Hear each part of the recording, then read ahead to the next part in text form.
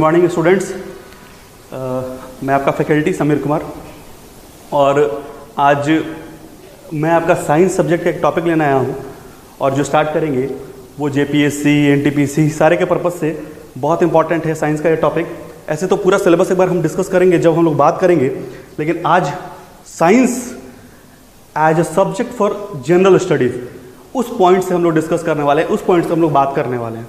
और उसमें साइंस के एक पोर्शन जिसको कि हम लोग बायोलॉजी कहते हैं, आप बायोलॉजी कहते हैं, जीव विज्ञान, लाइफ साइंस, उसका एक टॉपिक उठा रहे हैं जिसको हम लोग कहते हैं डाइजेस्टिव सिस्टम।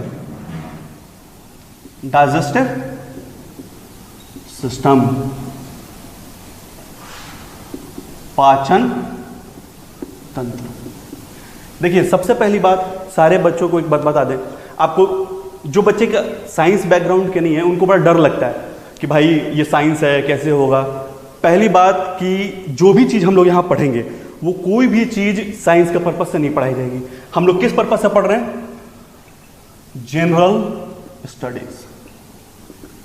मतलब वो सारी बातें जो हमारे दिनचर्या में रोजमर्रा की जिंदगी में जरूरत होती है उसी चीज को पढ़ेंगे। और कोई भी स्टूडेंट जिसको एक बेसिक 10th लेवल की नॉलेज है वो अप टू यूपीएससी सारे जनरल स्टडीज के पेपर को कंप्लीट कर सकता है।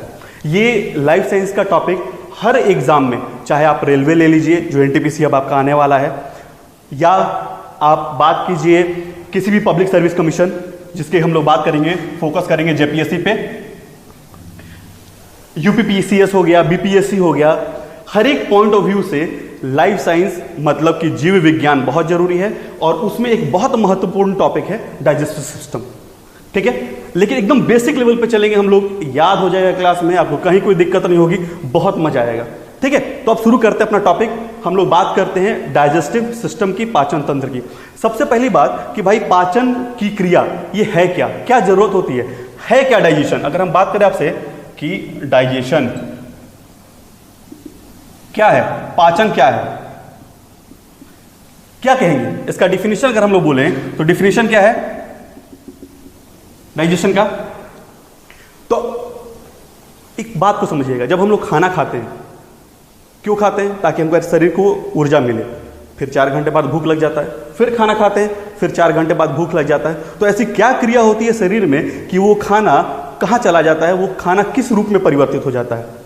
तो उसी प्रक्रिया को, जो खाना को, जो हमारे भोजन है उसको हमारे उपयोग वाले रूप में परिवर्तित कर देता है, उसी को हम लोग क्या कहते हैं? डाइजेशन कहते हैं, पाचन कहते हैं, ठीक है। अब इसके डिफिनेशन की बात कर ले तो ये क्या है? द प्रोसेस ऑफ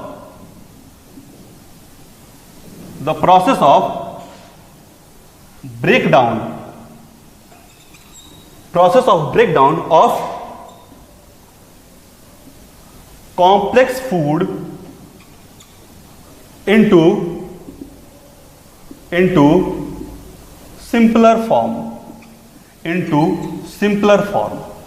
थोड़ा इसकी हिंदी बात कर ले। क्या है कि पाचन की क्रिया क्या है? हिंदी बोल दे रहे हैं आप लोग के लिए। पाचन की क्रिया क्या है? ये जो जटिल भोजन है,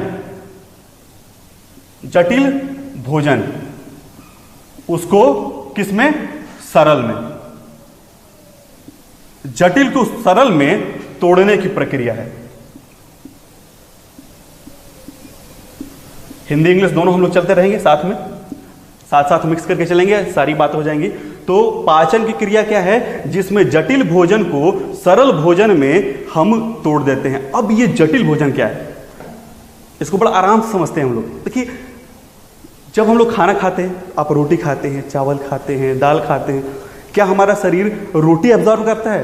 या रोटी क्या हमारे रुधिरों में, ब्लड में फ्लो कर सकता है? जब ब्लड पढ़ाएंगे तो आपको इस बात को बताएंगे कि भोजन कैसे हमारे शरीर में फ्लो करता है। तो क्या हमारे शरीर में रोटी दाल की आवश्यकता है? नहीं। तो जो हम रोटी दाल चावल सब्जी के रूप में खाते हैं वो हो गया कॉम्प्लेक्स फूड। और हमारे बॉडी में वो किस फॉर्म में आता है? तो वो उसके सिंपलर फॉर्म में आता है। जब हम रोटी खाते हैं तो हम क्या खाते हैं? हमारे शरीर को क्या मिलता है? कार्बोहाइड्रेट। क्या मिलता है? कार्बोहाइड्रेट। और कार्बोहाइड्रेट जो सिंपलर फॉर्म है इसका, वो कौन सा होता है कार्बोहाइड्रेट का? तो हमारे बॉडी में ये ग्लूकोज के रूप में जाता है। इसका सिंपलर फॉर्म क्या है? ग्लूकोज। तो हमारे पाचन तंत्र क्या करता है? कार्बोहाइड्रेट को ब्रेक करता है किसके अंदर? ग्लूकोज के अंदर। सिमिलरली जब आप प्रोटीन लेते हैं, जैसे आप दाल पीते हैं तो दाल किस में दिखता होती है? आप सोयाबीन खाते हैं तो उसमें क्या होता है? प्रोटीन। तो प्रोटीन भी हमारे शरीर में सीधे अंदर हमारे रुधिरों में नहीं जा सकता, तो प्रोटीन को भी पचकर हमारे शरीर में जाना होता है, उसको भी छोटे छोटे भाग में तोड़ देता है हमारा शरीर। देखिए कितना इफिशियंट होता है, और ये हमारे बॉडी में किस रूप में जाता है? एमिनो एसिड, एमिनो अम्ल के रूप में। किस रूप में? एमिनो अम्ल के रूप में।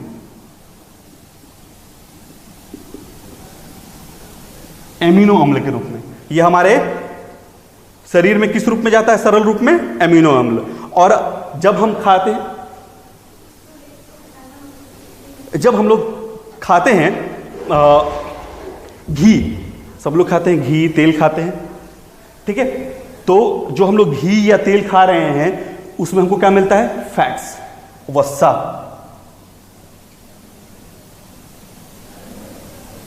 क्या मिलता है? फैट्स, वसा। जब हम फैट्स खाते हैं तो सीधे हमारे बॉडी में फैट्स नहीं चला जाता, वो टूटता है हमारे बॉडी में उसके सिंपलर फॉर्म में। किस फॉर्म में? एसिड। किस रूप में टूटता है? Fatty acid. तो इन तीन का खंडन होता है। अब एक सवाल आया कि विच ऑफ द फॉलोइंग, ये सवाल थोड़ा सुनिएगा, विच ऑफ द फॉलोइंग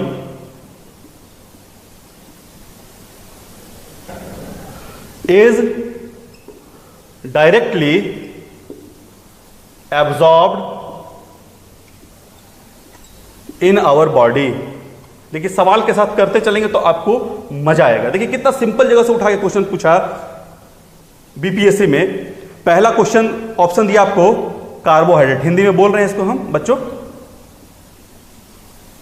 दूसरा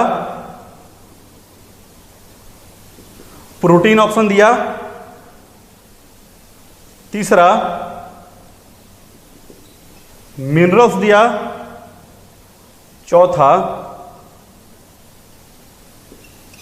फैट्स दिया, वसा।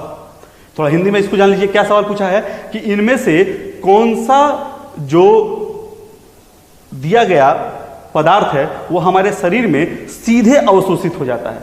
इनमें से कौन सा दिया गया पदार्थ हमारे सीधे बॉडी में सीधे अवशोषित होगा? पहला ऑप्शन दिया गया है कार्बोहाइड्रेट, दूसरा ऑप्शन दिया गया प्रोटीन, तीसरा ऑप्शन दिया गया है मिनरल्स। मिनरल मतलब होता है खनिज। बच्चे जो हिंदी वाले हैं, खनिज, आई एम सॉरी।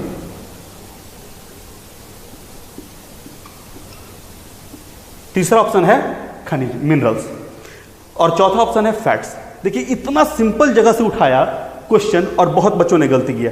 देखिए हमारे बॉडी में यही तीन कॉम्प्लेक्स फूड जो हैं वो ब्रेक डाउन होते हैं। इसके अलावा भी आप लेते हैं, पानी पीते हैं, आप सब्जी खाते हैं तो उससे हमको खनिज मिलता है, विटामिन मिलता है, लेकिन उसका डाइजेशन नहीं होता, वो हमारे बॉडी में डायरेक्टली एब्जॉर्ब होते हैं। तो यहां सही आंसर क्या होगा?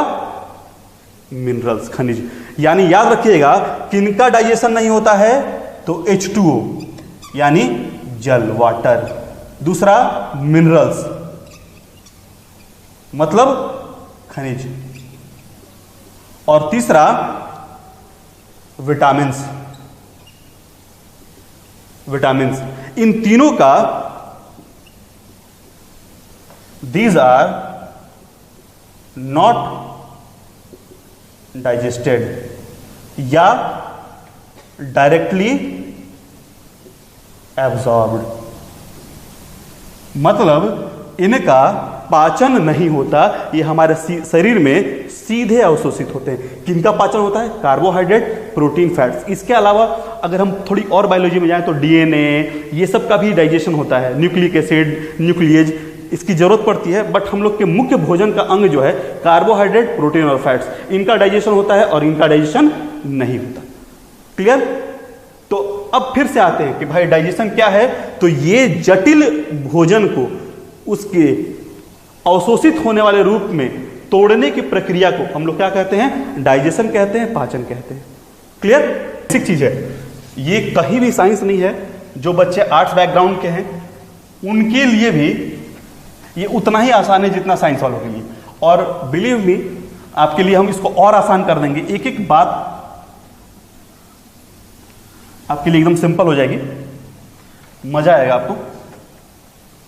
और जब तक आपको कंसेप्ट ना हो, चीजें पढ़ने में अच्छी ना लगे, एग्जाम में छूट जाता है, क्योंकि अब सीधे क्वेश्चंस नहीं पूछते, कहीं कहीं घुमा देते। देखें ना ये क्वेश्चन है। सो यस, अब बात जब हमने कर ली डाइजेस्टिव, भाई डाइजेशन क्या होता है, पाचन क्या होता है, ये तो समझ गए कि पाचन क्या होता है भाई, तोड़ने का। लेकिन ये क्या सीधे प्रक्रिया है, सीधे पचा दिए, या उसके लिए भी बहुत सारे स्टेप्स होते हैं। तो अगर हम बात कर लें कि टोटल प्रोसेस ऑफ डाइजेशन, पाचन के कुल जो अव्यय हैं, क्या क्या स्टेप्स हैं, वो कौन कौन से हैं। तो अगर कुल स्टेप्स की बात कर लें तो पूरे पाचन की प्रक्रिया को या भोजन लेने की प्रक्रिया को 5 भागों में बांटा गया। पहला है आपका, इसको हम लोग कहते हैं इंजेशन, मतलब ग्रहण। मतलब जब हम क्या, कोई भी चीज जब तक हम लोग मुंह में अंदर नहीं लेंगे, खाएंगे नहीं, अंदर नहीं जाएगा, तब तक कोई प्रक्रिया शुरू नहीं होगी। तो फर्स्ट स्टेप इज ग्रहण। उसके बाद आता है आपका डाइजेशन, पाचन, और इसी के बारे में हम लोग बात करेंगे। क्यों? क्योंकि ये तो छोटे छोटे स्टेप्स हैं, कैसे होगा इसकी बात अभी हम लोग कर लेंगे, लेकिन ये मुख्य है, इसमें ध्यान देने वाली बात है। क्यों ध्यान देने वाली बात है? क्योंकि ये फिजियो केमिकल प्रोसेस है। ये क्या है? Physio chemical process. अब फिजियो केमिकल प्रक्रिया क्या होती है? तो physio chemical process, physio chemical प्रक्रिया क्या होती है? फिजियो मतलब शारीरिक और केमिकल मतलब रासायनिक। तो वैसी क्रिया जिसमें कि शारीरिक मूवमेंट और रासायनिक क्रियाएं दोनों साथ साथ हो रही हो, उसको फिजियो केमिकल। खाना खाते हैं, चबा रहे हैं, तो ये फिजिकल काम हुआ। लेकिन हमारा लार, अभी आगे बात करते हैं, लार निकला और भोजन को पचा रहा है, वो एक केमिकल प्रोसेस हो गया। तो कुल पाचन की प्रक्रिया जो है वो क्या है? फिजियो केमिकल प्रोसेस है। इसलिए ये इतना इंपॉर्टेंट हो जाता है। जब आपने पचा लिया तो वो भोजन पचा के शरीर बाहर निकाल देगा, क्या फायदा? समोसा लाए और फेंक दिए तो कोई फायदा नहीं है। जब आप कोई चीज का के पीछे मेहनत करते हो, इतना मेहनत कर रहे हो एग्जाम के लिए, और एग्जाम ही नहीं निकले, तो फिर सारी मेहनत बेकार है। सो अगर आप या आपका शरीर कुछ मेहनत कर रहा है तो उससे आउटपुट मिलेगा, और आउटपुट किस रूप में मिलेगा? उसी को हम लोग क्या कहते हैं? एब्जॉर्प्शन, अवशोषण। मतलब जो पचा हुआ भोजन है उसको अपने लिए सम्मिलित कर लेना, मतलब टेकिंग इन ऑफ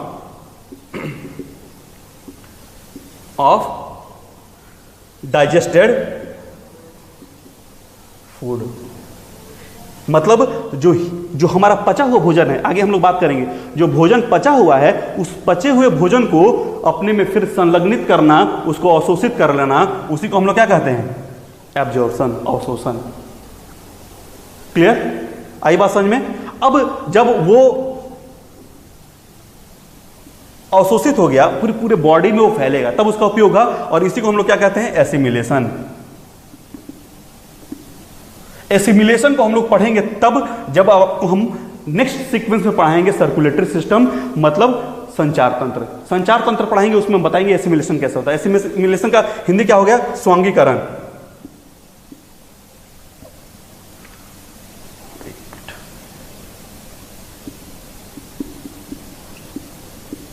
अपने में उसको उपयोग कर लेना, एसिमिलेशन, स्वांगीकरण। तो ये क्या है? जो एब्जॉर्ब फूड है उसका उपयोग, चारों तरफ उसको फैला देना, उसको हम लोग क्या कहते हैं? एसिमिलेशन। और लास्ट स्टेप है, जो भोजन पचा नहीं, जो विष्ठा के रूप में रह गया, उसको शरीर से बाहर निकाल लेना, दैट इज डिफेक्शन या इजेशन, मतलब मल त्याग, मतलब मल त्याग। ठीक है? मतलब जो भोजन पचा नहीं, वो हमारे शरीर से क्या होता है? अनडाइजेस्टेड फूड के रूप में, विष्ठा के रूप में, मल के रूप में शरीर से निकल जाता है। तो कुल पाचन की क्रिया, कुल भोजन लेने की क्रिया जो है, कुल न्यूट्रिशन को, पोषण की क्रिया को हम लोग इन्हीं 5 स्टेप्स में डिवाइड करते हैं। और उसमें से मुख्य स्टेप क्या है? पाचन की। क्यों? एक फिजियोकेमिकल प्रक्रिया है और इसमें कुछ ऐसी बातें हैं, कुछ ऐसे एंजाइम्स हैं, कुछ ऐसी घटनाएं हैं जिसको हमारे एग्जाम पर्पस से बहुत इंपॉर्टेंट है, तो इसको हम लोग फोकस करेंगे। बाकी ये जो स्टेप्स हैं ये बात समझ में आ गई सबको, ठीक है। तो अब हम लोग बात करते हैं मुख्य रूप से भाई डाइजेशन कहां से शुरू हुआ, कैसे हुआ। आई होप कि यहां तक बातें क्लियर हो गई।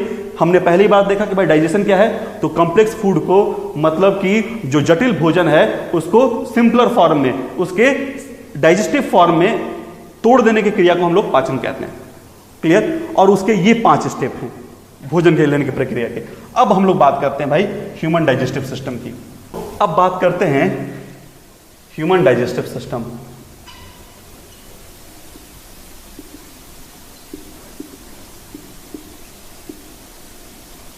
ह्यूमन डाइजेस्टिव सिस्टम, ठीक है।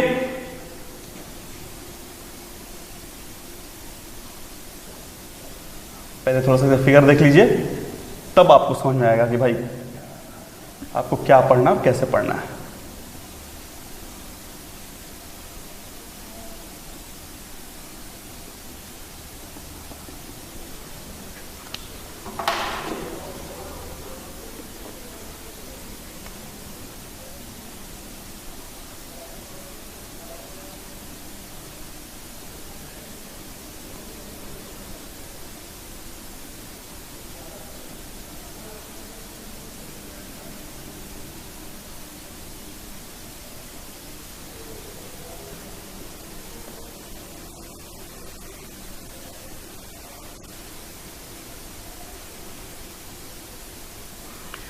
तो ये हमारे पेट के अंदर का भाग है भाई, अंदर लेके चल रहे हैं, यही आपका आत्मज्ञान हो रहा है।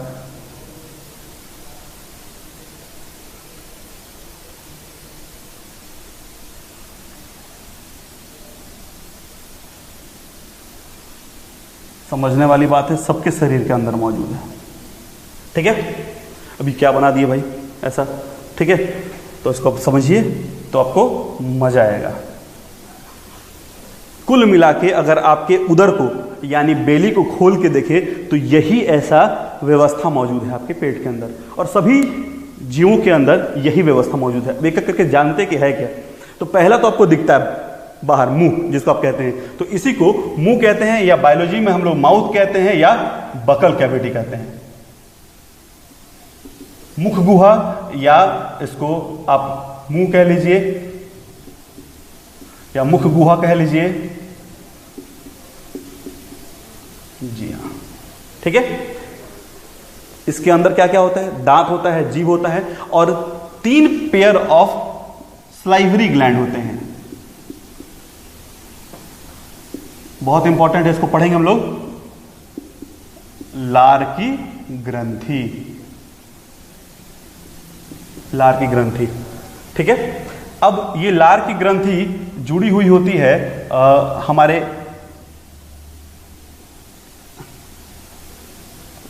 इधर बना ले, समझेंगे, ठीक है। जुड़ी हुई होती है, जब हम लोग खाना खाते हैं तो निकलते हैं एक पाइप की तरह, इसको हम लोग कहते हैं फूड पाइप, ग्रास नली या एसोफेगस, यह टर्म है इसका, हिंदी में इसको ग्रास नली, ठीक है। अब यहां से भोजन जो जाता है वो कहां आता है, स्टमक, जिसको आप हिंदी में कहते हैं अमाशय। एक एक करके इसको अभी तो सिर्फ नाम लिख रहे हैं, एक एक करके सब पढ़ा जाएगा। और वहां के बाद भोजन जाता है एकदम पतले पाइप लाइक स्ट्रक्चर में, और इस पूरे पाइप लाइक स्ट्रक्चर को हम लोग कहते हैं स्मॉल इंटेस्टाइन, स्मॉल इंटेस्टाइन, ठीक है, छोटी आंत।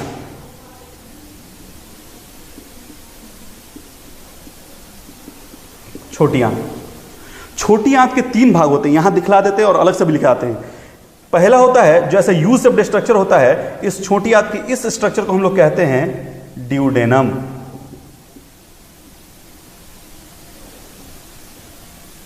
पक्वाशय,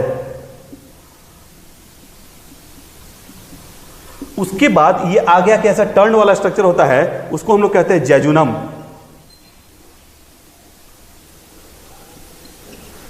सवाल आ चुका है, इससे हम लोग बात करेंगे। जेजुनम को हिंदी में जेजुनम ही कहते हैं। और सबसे लास्ट वाला होता है दैट इज कॉल्ड इलियम। तो ये तीन मिलकर, ड्यूडेनम, जेजुनम और इलियम, ये तीन मिलकर बनती है छोटी आंत। और ये तीनों का बहुत मुख्य उद्देश्य है। इस ड्यूडेनम में दो मुख्य ग्रंथियां और उसके रस भी उपस्थित होते हैं। पहला, इसको हम लोग कहते हैं लीवर, यकृत। एक और है यहां पे इसके साथ लगा रहता है, इसको आप कहते हैं गॉल ब्लैडर। कभी कभी पूछ देता है इसी में स्टोन होता है, आप सुनते हैं गॉल ब्लैडर का स्टोन, या पीत की थैली। पीत की थैली। और एक और मुख्य यहां पर मौजूद रहता है ग्रंथि, इसको हम लोग कहते हैं पैनक्रियाज, अग्नाशय। पैनक्रियाज एक एक करके इसको पढ़ेंगे, भी नाम बतला रहे हैं। जब ये भोजन स्मॉल इंटेस्टाइन से, ड्यूडेनम, इलियम, जीजियम से होते हुए ये मोटे पाइप में पहुंचता है, इस मोटे पाइप को हम लोग कहते हैं, इस मोटे पाइप को हम लोग कहते हैं लार्ज इंटेस्टाइन।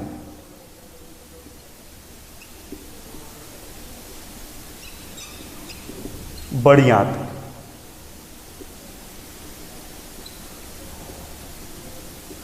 लार्ज इंटेस्टाइन, बड़ी आंत। और ये जिस पॉइंट पर आके मिलता है, इस पॉइंट को लार्ज इंटेस्टाइन के हम लोग कहते हैं सिक्कम। और वहीं पर मौजूद होता है एक चीज जिसको कहते हैं वर्मीफॉर्म अपेंडिक्स।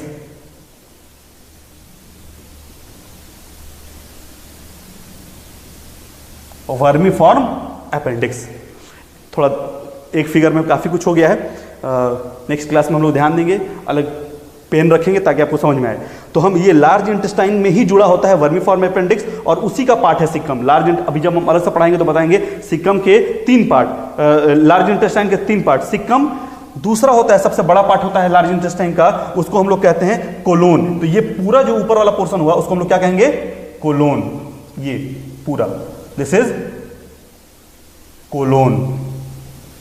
और इधर जहां विष्ठा आके रुकती है, ये पूरा कोलोन हो गया बच्चों। देखिए यहां से सिक्कम से लेके ऐसे गया, तो देखिए इसको कहते हैं असेंडिंग कोलोन, चढ़ता हुआ, इसको कहते हैं ट्रांसवर्स कोलोन, और इसको कहते हैं डिसेंडिंग कोलोन।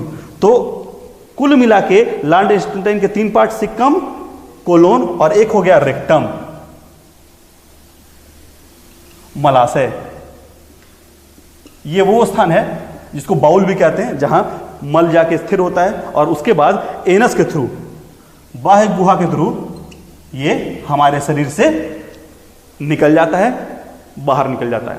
तो कुल मिला के अपने डाइजेस्टिव सिस्टम का ये पूरा एक रफ डायग्राम है, जिसको एक एक करके हम लोग आगे डिस्कस करेंगे डियर स्टूडेंट्स। ठीक है, फिर से एक बार आपसे बता दें, माउथ अभी डिस्कस करते हैं। माउथ में टीथ है, उसके बाद आपका टंग है, उसके बाद there is presence of salivary gland, mouth में ही आता है उसका। उसके बाद हमारा फूड पाइप है, जिसको हम लोग ग्रस नली कहते हैं, वहां से भोजन गया स्टोमक में, जिसको हम लोग अमाशय कहते हैं। अभी क्या क्या काम है इसकी बात करेंगे हम लोग। अमाशय के बाद वहां 4 से 5 घंटे भोजन रहता है। अमाशय के बाद भोजन आगे बढ़ता है और छोटी आंत में जाता है। छोटी आंत के 3 भाग, ड्यूडेनम, पक्वाशय, जेजुनम और इलियम। ड्यूडेनम, जेजुनम, इलियम, ये 3 भाग हो गए। और इसी ड्यूडेनम में, मतलब छोटी आंत में, 2 मुख्य और ग्रंथियां जुड़ी होती हैं, डाइजेस्टिव ग्रंथियां। एक को कहते हैं लीवर, यकृत, बहुत इंपॉर्टेंट पार्ट है, इसको पढ़ेंगे अभी हम लोग। और दूसरे को कहते हैं पैनक्रियाज, अग्नाशय। ठीक है, ये 2 मेजर ग्रंथियां हमारे बॉडी के 2 मेजर ग्लैंड्स हैं। ठीक है, और दोनों मेजर ग्लैंड्स का डाइजेस्टिव जो जूस है, जो पाचन रस है, कहां आ रहा है? ड्यूडेनम में आ रहा है। क्या खासियत है इसकी, आगे देखेंगे। जब वहां से आगे भोजन निकला तो फिर कहां पहुंचा? लार्ज इंटेस्टाइन, बड़ी आंत, बड़ी आंत के 3 भाग, सिक्कम, कोलोन और रेक्टम। ठीक है, तो आई होप ये फिगर क्लियर है। अब एक एक करके हम लोग जो चीज को यहां पर एक्सप्लेन किए हैं उसको थोड़ा आपको डिस्कस करते हैं। ठीक है, तो कहां से शुरू किए? Obviously first is buccal cavity. Buccal cavity मुंह है, ठीक है, this is mandible maxilla, mandible maxilla मतलब नीचे वाला होंठ ऊपर वाला होंठ, ठीक है।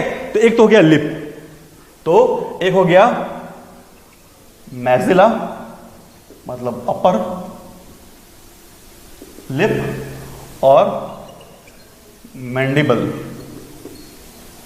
Lower lip. ऊपर वाला ओठ मैक्सिला और नीचे वाला ओठ मैंडिबल। क्लियर? ये तो बस रोकने का और एंट्री रोकने का काम है। इसके बाद अंदर गए तो दूसरा इंपॉर्टेंट पॉइंट क्या है यहां पर माउथ में? दिस इज टीथ, दांत। भाई बहुत इंपॉर्टेंट चीज है, दांत गिर गया तो बोल नहीं पाते हैं, बुढ़ापे की पहचान है दांत गिरना, ठीक है। सो टीथ हमारे माउथ का मोस्ट इंपॉर्टेंट पार्ट, नहीं रहेगा खा नहीं पाएंगे, ठीक है। तो अगर इसकी बात कर लें दांत की, तो पहले हम बात करते हैं इसके स्ट्रक्चर की।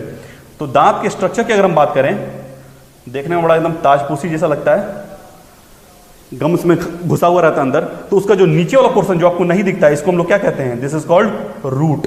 कभी सुने हो किसी का दांत खराब होता है तो कहते हैं रूट कैनाल करना है, उसके रूट में खोड़ी हो जाता है, उसको फिल करते हैं, रूट जड़। और ऊपर वाले पोर्शन को हम लोग कहते हैं क्राउन, क्राउन जो हमको दिखता है, ठीक है। कुछ ऐसा होता है, इस दांत के ऊपर एक बहुत हार्ड डिपोजिशन होता है मटेरियल का, नहीं तो आपका दांत किसी चीज को चबाने के लायक नहीं होता, और ये इंपॉर्टेंट पूछता है। This is called enamel, enamel. अभी इसकी बात करेंगे। This is called enamel. तो याद रखिएगा यहां पे इनामेल क्या है? आउटर कवरिंग ऑफ टीथ, ठीक है। और ये क्या है? याद रखना है इस बात को, हार्डेस्ट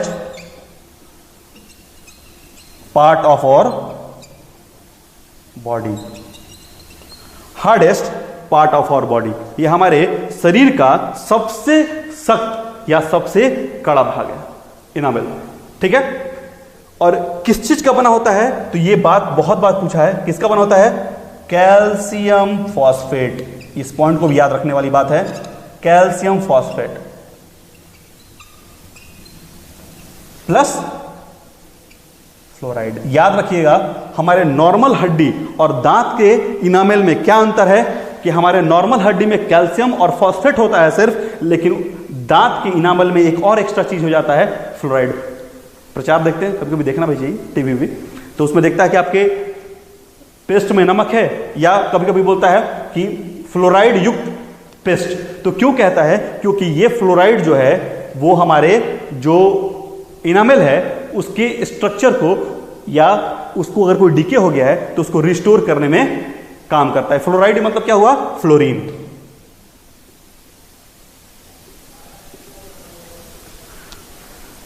ठीक है, फ्लोरीन। तो हमारे इनामेल का पहला पॉइंट क्या है? Hardest part of the body है, किसका बना हुआ है? कैल्शियम फॉस्फेट का, और उसमें फ्लोरीन होता है। अब इसमें देखिए सबसे ज्यादा क्या होता है, ये सवाल पूछा है कि भाई इनामेल में सबसे ज्यादा क्या होता है। तो कैल्शियम फॉस्फेट अगर आप देखिएगा तो आप इसका फॉर्मूला देखिएगा, Ca3PO4 मतलब हर एक मॉलिक्यूल में 3 कैल्शियम और 2 फॉस्फेट। तो सबसे ज्यादा कौन सा मिनरल हो गया यहां पर? कैल्शियम।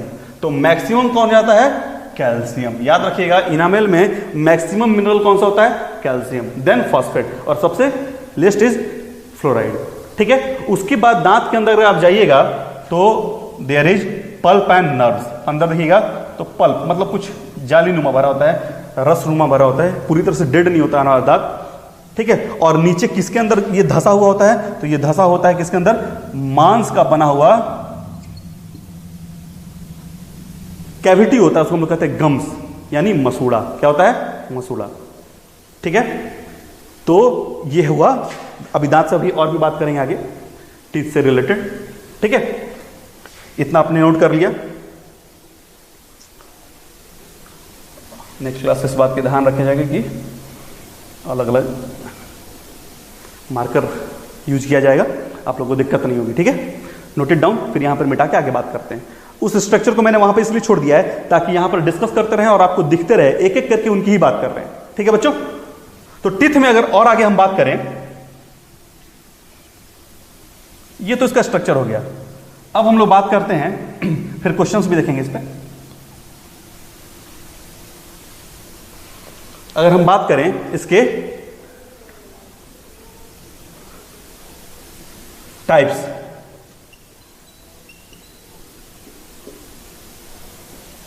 टाइप्स की बात कर लें, दांत के प्रकार की बात कर लें। भाई बहुत इंपॉर्टेंट है, बहुत बार पूछा है आपको ये कि सर दांत का भी कितना प्रकार है। तो भाई दांत का प्रकार है, देखते हो हर एक मुंह में जो दांत है वो बराबर नहीं, एक जैसा नहीं है, कोई चौड़ा है कोई पतला है। तो जो उसका स्ट्रक्चर होता है उस हिसाब से उसका काम भी होता है, और उस काम के हिसाब से उसका टाइप्स हम लोग डिवाइड किए हैं। तो सबसे आगे जो आपको दिखता है दैट इज इंसीजर, हिंदी में भी इंसीजर ही कहेंगे, इसको आई से डिनोट करते हैं। ठीक है, इसका काम क्या है, फंक्शन क्या है, फंक्शन काम क्या है। तो आगे आप सेब काटते हो, अमरूद खा रहे हो, जो भी करते हो, कट करते हो सामने से, अंदर लेकर जाके तो नहीं करते हो, क्यों? This teeths are meant for cutting. ये क्या है, बाइटिंग के लिए या कटिंग के लिए, किसी चीज को काटने के लिए, कटिंग। देन आफ्टर ये पतला वाला दांत आता है, इसको हम लोग कहते हैं कैनिन। बाघ से में काफी लंबा सा निकला हुआ होता है। ठीक है, अब देखिए जब जो लोग मांसाहार करते हैं, जो लोग कार्निवोर्स होते हैं, वो एक्चुअली मांस फाड़ते हैं, तो फाड़ने के लिए जिस दांत का यूज करते हैं टीयरिंग के लिए, दैट इज कैनिन, फाड़ना। बेसिकली ये कार्निवोर्स में ज्यादा प्रीडोमिनेंट होता है। आप अगर देखिएगा हर्बीवोर्स, गाय, ये सब में तो ये देखने को नहीं मिलेगा, जो मूलतः या नेचुरली जो हर्बीवोर्स हैं उनमें कैनिन नहीं होगा। ठीक है, उसके बाद थोड़ा अंदर गए, अब कुछ भी खा रहे हो तो काट के और फाड़ के तो नहीं होता, उसको चबाना पड़ता है। तो चबाने के लिए भी दो सेट हैं। पहला होता है, उसको हम लोग कहते हैं थोड़ा पतला वाला होता है, प्रीमोलर, और मोलर सबसे लास्ट। इन दोनों का काम होता है ग्राइंडिंग, चबाना। इन दोनों का काम होता है ग्राइंडिंग, चबाना। ठीक है, तो कौन कौन से दांत हैं? पहला है इंसीजर, कैनिन, प्रीमोलर, मोलर। ठीक है, तो ये इतने दांत हैं हमारे प्रकार। कहो कि अब सर कुल मिला के 32 दांत हैं, 4 ही प्रकार में सुलटा दे रहे हैं, कैसे काम चलेगा, है कि नहीं? देखो एक्चुअली प्रकार हैं, सबकी संख्या भी तो होगी। तो टोटल हमारे माउथ में कितने दांत होते हैं? 32 टीथ्स मैक्सिमम। एक ह्यूमन माउथ में मैक्सिमम कितने टीथ्स होंगे? 32, 32। ओके, 32 जो आपके माउथ में दांत हैं, अगर उसको हम डिवाइड करें अपने जॉ में, तो कैसे डिवाइड कर सकते हैं? एक सेट इधर, एक सेट इधर, एक सेट इधर, एक सेट इधर, मतलब 8 8, तो कितना हो गया? 16, 8 8 16, 16 दूना 32। मतलब हर एक 1/4 में, हर एक क्वार्टर में 8 दांत होंगे। और उसी हिसाब से इसका आता है डेंटल फॉर्मूला, दंत परिमेय। बड़ा बार पूछता है ये। ठीक है, डेंटल फॉर्मूला क्या आता है? तो देखिए हर एक 8 में इंसीजर की संख्या कितनी होती है? 2। कैनिन की संख्या कहते हैं 1। देखो यहां से देखोगे तो ये वाला दांत 1 दिखेगा, ये 2 दिखेगा। ठीक है, प्रीमोलर की संख्या 2 और मोलर की संख्या 3। तो ये जो फॉर्मूला आता है 2 1 2 3, हर एक 8 में देखो, जोड़ोगे इसको, 2 और 1 3 और 5 8, तो कुल मिला के एक सेट में कितना हो गया? 8। तो हर एक 8 दांत में 2 कितना हो गया? इंसीजर, 1 हो गया कैनिन, 1 हो गया, 2 हो गया प्रीमोलर, 3 हो गया मोलर। तो 21 23, दिस इज डेंटल फॉर्मूला। इसी को हम लोग क्या कहते हैं? डेंटल फॉर्मूला, दंत परिमेय। ठीक है, और ये बहुत बार पूछा है कि ह्यूमन डेंटल फॉर्मूला क्या है। तो कुल मैक्सिमम दांत में अगर हम देखेंगे, पूरा मैक्सिमम 32 दांत में, तो इसको आप क्या कीजिएगा? एक सेट ले रहे हो तो 4 से गुना कर दो, तो टोटल 32 में ये कितना हो जाएगा? 4 दूनी 8, 8 इंसीजर, 4 कैनिन, 8 प्रीमोलर और 12 मोलर। ठीक है, this is your dental formula. Clear?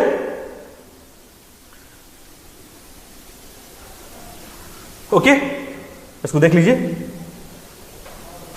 Dental formula बहुत इंपॉर्टेंट है। एक बार फिर रिपीट कर देते हैं।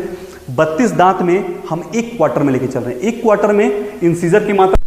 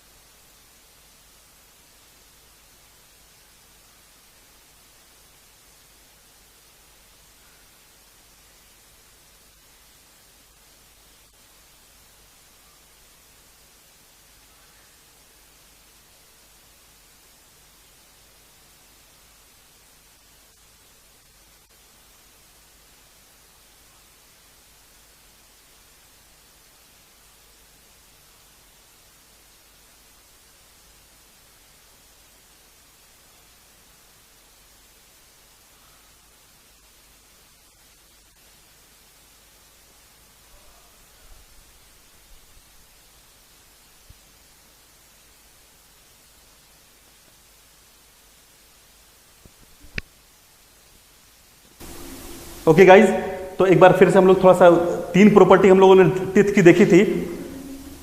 3 प्रॉपर्टी हम लोगों ने टीथ की देखी थी। पहली हम लोगों ने देखी, फर्स्ट इज डाइफायोडोंट्स, मतलब दांत का 2 बार हमारे जीवन में आना। हमने देखा एक बार मिल्क टीथ जो कि 20 की संख्या होती है, और दूसरा जो होता है उसको हम लोग कहते हैं दैट इज परमानेंट टीथ, 32 होती है। ठीक है, दूसरी हमने प्रॉपर्टी देखी कि हमारा दांत कैसा होता है, तो हमारा दांत है हेट्रोडोंट्स, मतलब हमारे मुंह में अलग अलग प्रकार के दांत होते हैं, जिसकी हमने देख ली बात incisor, canine, premolar and molar. तीसरी बात हमने देखी कि हमारा दांत कैसा थेकोडोंट्स है। हम लोग कैसे, हमारे दांत डायरेक्टली हड्डी से नहीं निकले हैं, ये गम्स में, मतलब कि हमारे मसूड़े में धसे हुए हैं, ये हमारे मसूड़े में धसे हुए हैं, थेकोडोंट्स। ओके गाइस, एक और बात हमने कही आपको कि याद रखने की बात है कि विजडम टीथ क्या होता है, तो जो हमारा सबसे आखिरी वाला दांत होता है, लास्ट टीथ, ठीक है, लास्ट मोलर टीथ, जो चारों लास्ट मोलर टीथ हैं जो कि 24 से 28 साल की उम्र में आते हैं, उसको हम लोग क्या कहते हैं, विजडम टीथ। ठीक है, अब एक क्वेश्चन को हम लोग थोड़ा देखते हैं। एक क्वेश्चन आया कि विच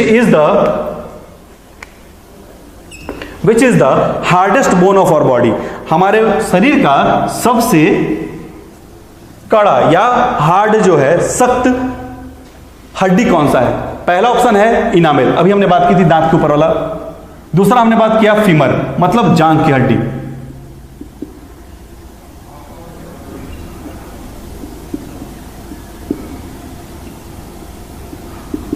आर्म बोन, मतलब कि आपका बांह।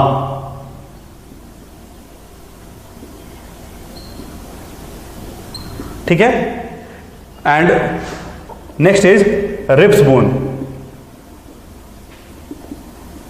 पसली। पसली क्या होता है हम लोग देखेंगे।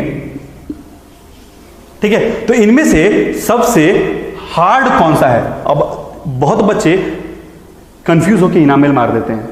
देखिए, hardest part of our body is enamel, लेकिन हार्डेस्ट बोन जो है दैट इज फीमर, जांघ की हड्डी। ठीक है, याद रखिएगा, हार्डेस्ट बोन कौन सा है? बोन कौन सा है? फीमर। लेकिन hardest part of the body, क्योंकि इनामेल बोन नहीं है, यह सिर्फ एक आवरण है, कवर है। हार्डेस्ट पार्ट ऑफ बॉडी क्या है? Enamel, not bone.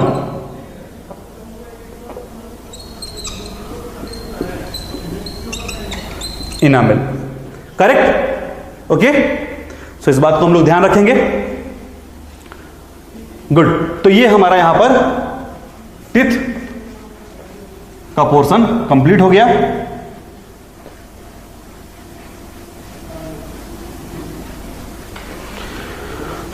अब हम लोग बात करते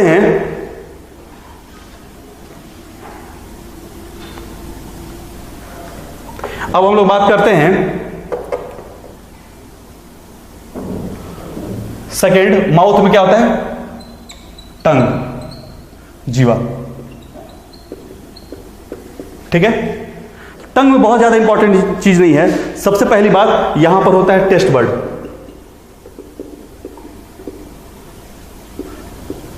स्वाद ग्रहणी, हमको स्वाद किससे मिलता है? टेस्ट बर्ड से। अगर हम अपने टंग को देखें, पूरा जीव अगर बनाएं, तो जो सबसे आगे वाला पोर्शन होता है, ये हमको कैसा स्वाद देता है? स्वीट। ठीक है, जो सबसे पीछे, देखिए तीखा आपको लगेगा तो यहां अंदर लगेगा, दिस इज बिटर, कड़वा। यहां आपका होता है दोनों तरफ सॉल्टी, नमकीन। और सबसे किनारे इस तरफ आपको देखिए कड़वा जब खट्टा लगता है ना, तो जीभ सिहर जाता है, इधर सार, खट्टा।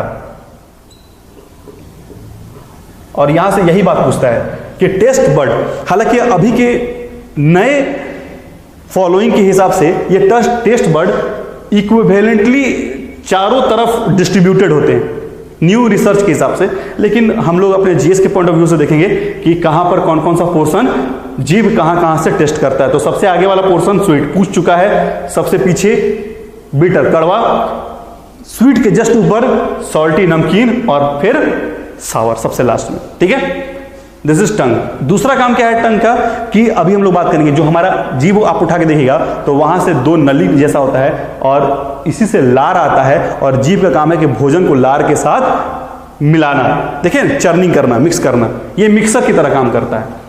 ठीक है, तो थर्ड हमारे माउथ में क्या चीज आ गया, स्लाइवरी ग्लैंड।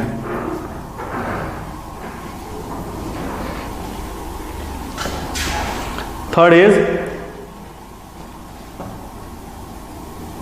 Salivary gland. कहते हैं ना, एक एक करके बात करेंगे। देखिए, स्लाइवरी ग्लैंड, लार की ग्रंथि, लार की ग्रंथि, स्लाइवरी ग्लैंड। ठीक है, तो स्लाइवरी ग्लैंड जो है, पहली बात कि ये 3 इन पेयर, ये 3 जोड़े में होता है, दोनों तरफ यहां पर ऐसे। कौन कौन सा, तो सबसे पहले इसके जस्ट पीछे होता है तो पेराइटल। पेराइटल टफ क्वेश्चन दिया एक बार, याद रखिएगा, ये लार्जेस्ट होता है सारे स्लाइवरी ग्लैंड, ये थोड़ा टफ क्वेश्चन है। सबसे बड़ा, तो सबसे बड़ा स्लाइवरी ग्लैंड कौन होता है, पेराइटल। ठीक है, उसके बाद जीभ के नीचे इधर, this is called sublingual. Lingual मतलब होता है जीभ। हिंदी में भी देखिए, हिंदी इंग्लिश ये टर्म सेम रहेगा, इसलिए इसको हिंदी नहीं लिख रहे हैं। तो सबसे बड़ा स्लाइवरी ग्लैंड कौन होता है, पेराइटल। सबसे उसके बाद आता है सेकेंड वाला पे जीभ के नीचे, और तीसरा आता है सब मैंडिबुलर, यहां पर इसके नीचे, मतलब मैंडिबल के नीचे। ठीक है, तो एक जोड़ा यहां, एक जोड़ा यहां, एक जोड़ा यहां। सबसे बड़ा वाला जोड़ा कौन सा होता है, पेराइटल। याद रखिएगा, इन स्नेक्स, सांप में parietal, salivary gland forms venom. सांप में ये पेराइटल लार की जो ग्रंथि है वही जहर बनाती है, ये भी पूछा है। तो जहर का निर्माण कौन करता है, तो जहर का निर्माण करता है कौन, पेराइटल, जो कि हमारे में लार बनाता है, सांप में ये जहर का निर्माण करता है। ठीक है, क्लियर, ये 3 जोड़े में होता है। अब इसका काम है क्या भाई, इसका फंक्शन देख लें। आई होप यहां तक क्लियर हो गया, ये सब पॉइंट्स हैं।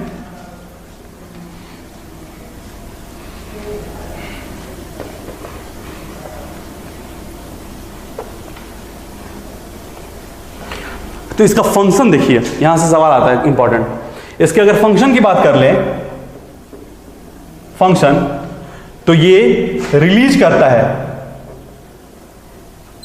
क्या,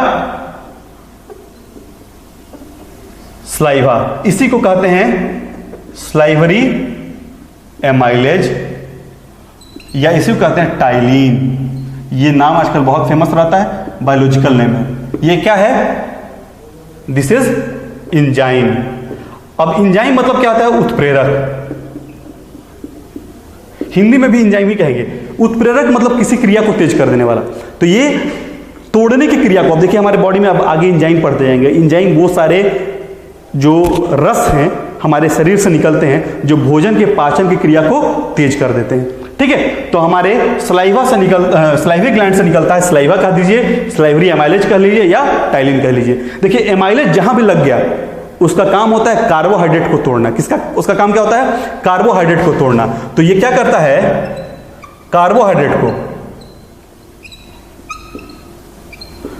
मुख्य रूप से स्टार्च को ब्रेक करता है, तोड़ता है।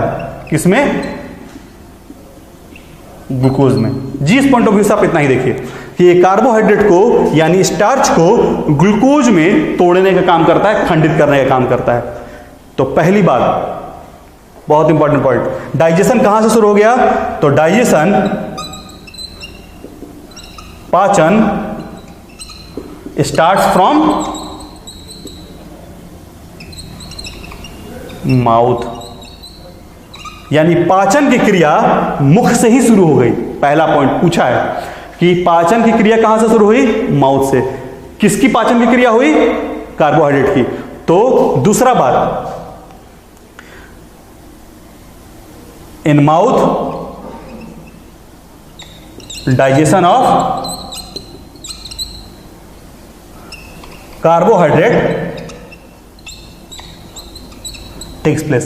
देखेंगे एक एक करके बात करेंगे। देखिए यहां भी प्रोटीन वोटीन नहीं डाइजेस्ट होगा, यहां क्या डाइजेस्ट होगा? कार्बोहाइड्रेट डाइजेस्ट होगा। पेट में जाएंगे तो प्रोटीन, और फिर हम लोग चलेंगे छोटी आंत में तो वहां शुरू होगा फैट्स। पेट तक फैट्स डाइजेस्ट नहीं होता है, तो इसलिए यह सवाल बनता है कि कार्बोहाइड्रेट का सबसे पहला डाइजेशन कहां से शुरू हो जाता है? माउथ से ही शुरू हो जाता है। ठीक है। तीसरी बात यहां से आ जाती है कि भाई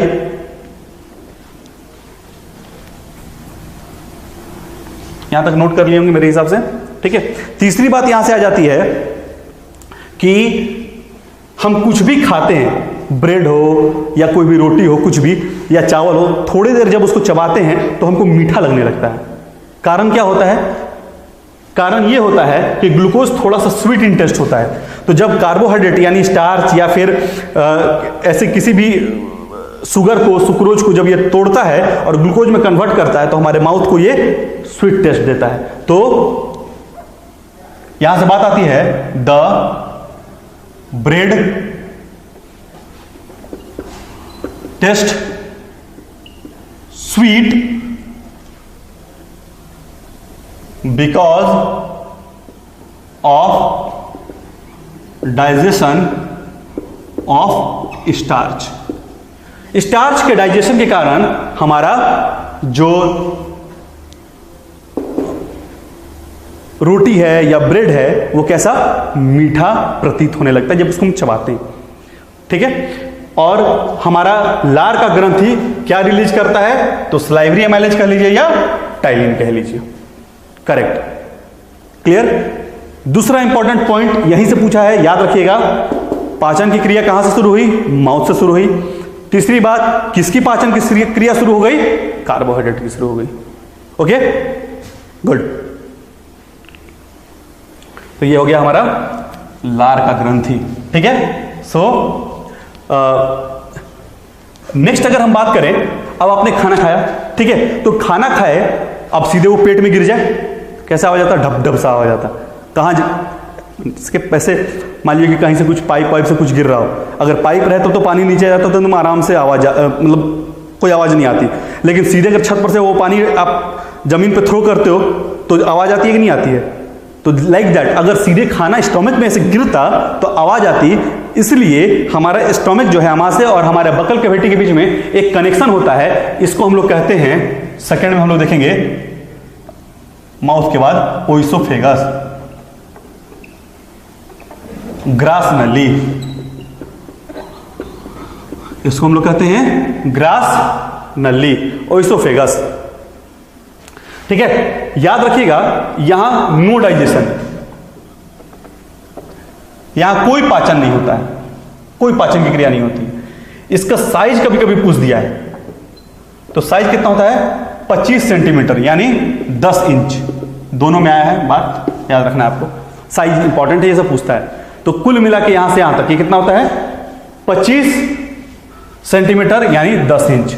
और यहां पर भोजन जो आगे बढ़ता है वो एक खास प्रकार की गति से बढ़ता है जिसको हम लोग कहते हैं पेरिस्टेल्सिस।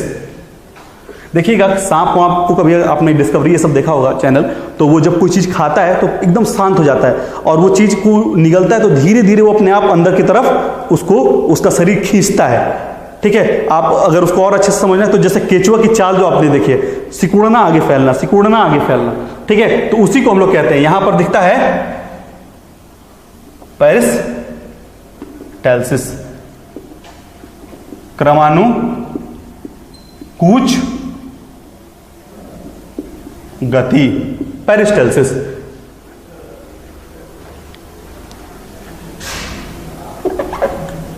सॉरी, पेरिस्टेल्सिस, क्रमानुकूच गति। तो ये क्या है? Slow movement of food by the movement of gut muscles. हमारे गट मतलब कि हमारे जो ये आहार नलिका है, पूरे को माउथ से लेके एनस तक को हम लोग कहते हैं आहार नल, एलिमेंट्री कैनल। तो आहार नलिका के मसल्स में एक नॉर्मल सी गति होती है, उस गति को हम लोग क्या कहते हैं? पेरिस्टेल्सिस। ठीक है, तो इस पे क्वेश्चन आया है कि किस गति को आहार नाल में देखा जाता है। लिखने की जरूरत नहीं है सवाल को, सवाल आपको अभी बोल दे रहे हैं। तो ये देखा गया है, या ये क्वेश्चन जो है इस फॉर्म में आया है कि किस प्रकार के गति को आहार नाल में देखा जाता है। तो ये सॉफ्ट मसल का मूवमेंट होता है जिससे कि फूड आगे की तरफ बढ़ता है। आप जब निकलते हो तब भी फील करते होगे, जिसको हम कहते हैं क्रमानुकूच गति या पेरिस्टल्टिक मूवमेंट या पेरिस्टल्सिस। ठीक है, तो यहां पर ओएसोफेगस की बात खत्म। अब आता है मोस्ट इंपॉर्टेंट ऑर्गन हमारे डाइजेस्टिव सिस्टम का, जिसको आप कहते हैं स्टोमक।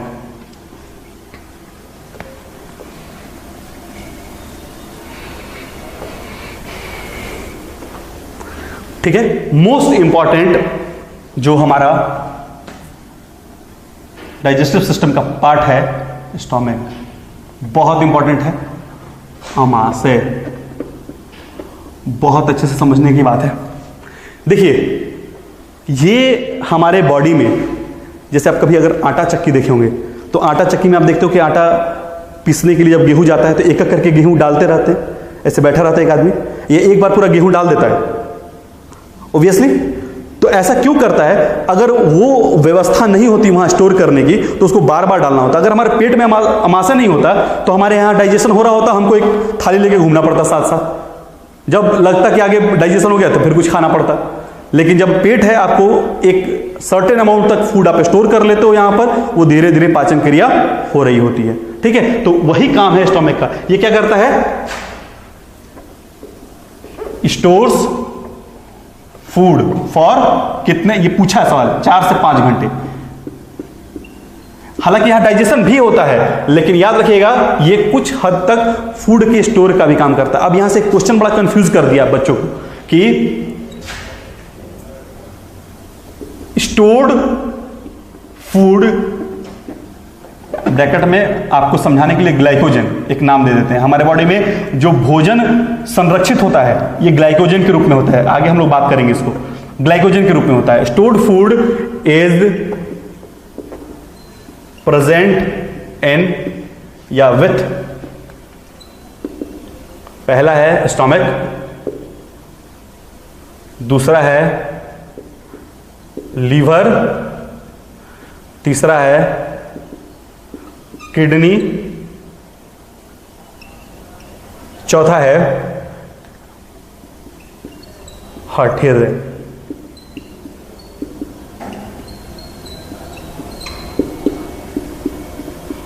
तो आपसे सवाल आया कि हमारे शरीर में जो पचा हुआ भोजन है वो किस जगह या किस अंग के साथ मौजूद रहता है। अब बात है कि ये देखिए, ये जो है ये अनडाइजेस्टेड फूड की बात कर रहा है। ये जब स्टोर्ड फूड हमारे बॉडी में जब भी ये वर्ड आएगा तो डाइजेस्टेड फूड की बात आएगी। आई बात समझ में? तो डाइजेस्टेड फूड कौन स्टोर करता है? लीवर। तो यहां ये गलती मत कर दीजिएगा, याद रखिएगा हमारा स्टोमक जो है वो थोड़ी देर फूड रोकने का काम करता है, अनडाइजेस्टेड फूड। लेकिन जो डाइजेस्टेड फूड होता है, ग्लूकोज जो ग्लाइकोजन में हमारे बॉडी में कन्वर्ट हो जाता है, तो वो लीवर के साथ मौजूद होता है। ठीक है, तो ये कंफ्यूजन हो जाता है बच्चे आप। ठीक है,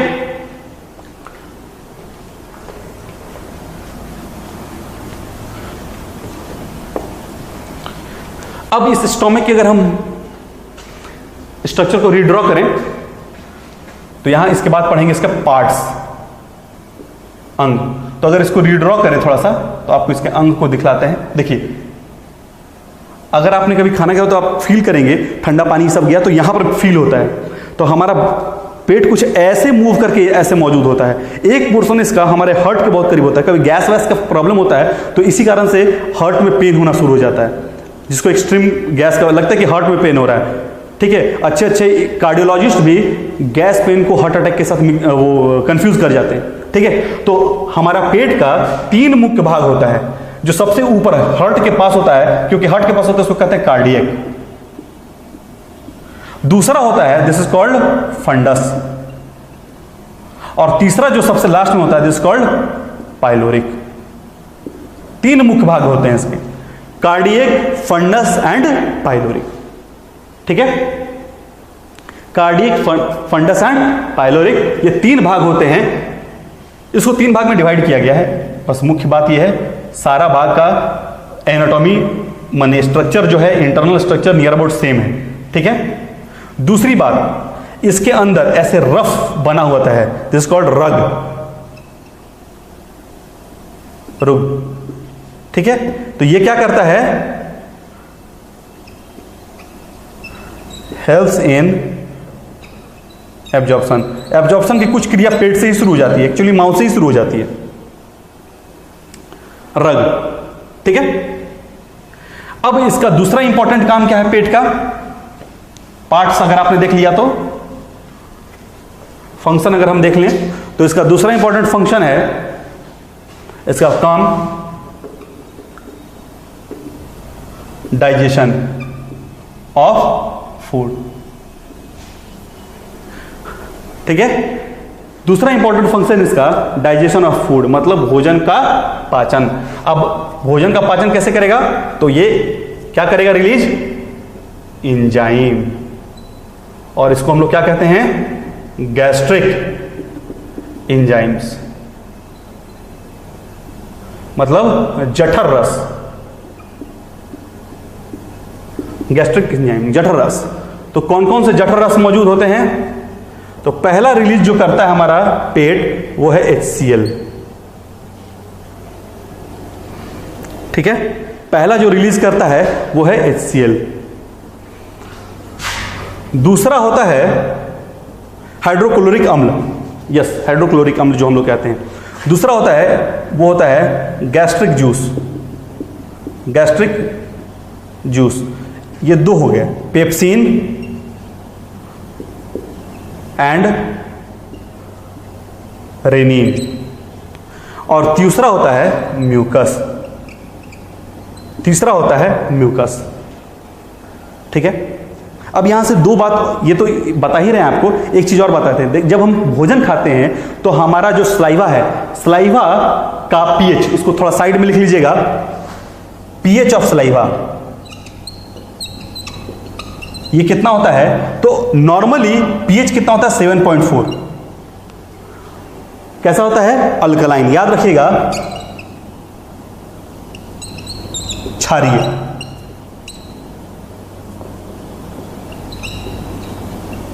क्षारीय, अल्कलाइन। पीएच ऑफ सलाइवा क्या है, लेकिन जब हम लोग कुछ खा लेते हैं आफ्टर ईटिंग,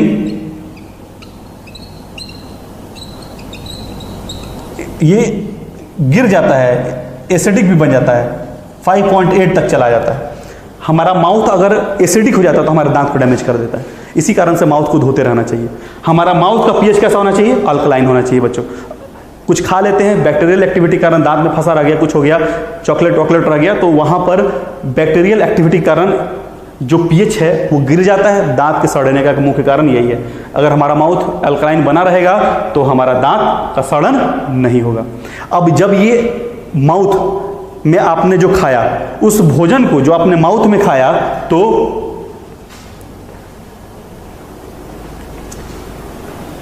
इधर थोड़ा सा मिटा रहे हैं, इस बात को लिखिएगा, देखिएगा, ठीक है। फूड प्लस स्लाइवा यानी लार, इसको भोजन लार से जब मिल जाता है तो इसको हम लोग कहते हैं का बोलस, पूछा है। मैंने अगर मुंह में चबा के खाना निकाल दिए तो देखने में एकदम ललला सा होता है, उसी को हम लोग क्या कहते हैं, बोलस। और ये कैसा होगा, अल्कलाइन। अब ये अल्कलाइन बोलस जब मुंह से पेट में जाता है, जैसे ही पेट में गया, पेट को पता चल गया कि अच्छा अच्छा आया है, ये कौन आया है, भोजन। ये अल्कलाइन को हमारा पेट सेंस करता है और एक हार्मोन निकालता है, पेट से एक हार्मोन रिलीज करता है, गैस्ट्रीन।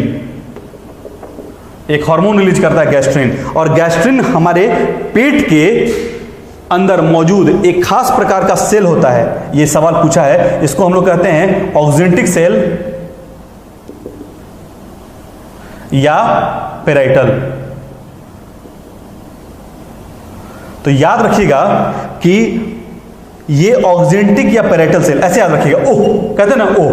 तो ऑक्जेंटिक या पेराइटल सेल किसको रिलीज करता है, HCl को। ये पूछा है, HCl किसके द्वारा रिलीज होता है, या तो पेराइटल सेल कहिएगा या फिर ऑक्जेंटिक सेल, ठीक है। तो HCl को रिलीज करने का काम करता है कौन, पेराइटल या ऑक्जेंटिक सेल। और ये HCl क्या करता है, एक तो हमारे मुंह में ही जो भोजन गया तो कुछ बैक्टीरिया ये सब मौजूद है, उस बैक्टीरिया को हमारा सलाइवा मार दिया, ठीक है। उसके बाद जो बचा कुचा भोजन है उसमें भी कुछ जो ढीठ बैक्टीरिया बचे हैं तो वो हमारे पेट में गए तो HCl उसको मारने का काम करता है। क्यों? यहां पर HCl का जो, इस पॉइंट को हटाते हैं थोड़ा सा, इसको आप लोगों ने देख लिया होगा पीएच ऑफ सलाइवा कितना होता है। HCl जो हमारे पेट में पीएच बनाता है ये बहुत ही ज्यादा एसिडिक होता है। हमारे पेट का HCl पीएच कैसा होता है? एसिडिक, अम्लीय। और कितना होता है? तो 1.2 से लेके 2.5 तक। ये अलग अलग बुक में वेरी करता है, कहीं कहीं पर 3.5 भी देता है, इट डिपेंड्स भोजन के अवस्था पे। ये इतना ज्यादा एसिडिक है कि अगर अपना हाथ डाल दे तो हाथ जल जाए, ठीक है। तो हमारे पेट का पीएच कैसा है? एसिडिक। जैसे ही HCl रिलीज हुआ ये हमारे पेट के साथ, हमारे भोजन के साथ मिलके उसको एसिडिक बना दिया। क्या कर दिया? अब इससे दो फायदे हुए, एक तो जो बैक्टीरिया है सब मर गया, और दूसरा जो है ये पेप्सिन यानी गैस्ट्रिक जूस का रिलीज होना शुरू हो गया।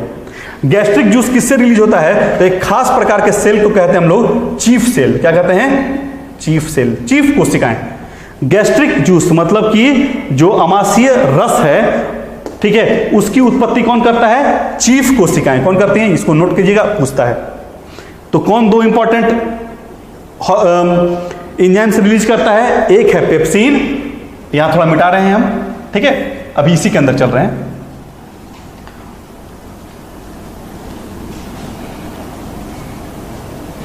एक है आपका पेप्सिन और दूसरा है rennin.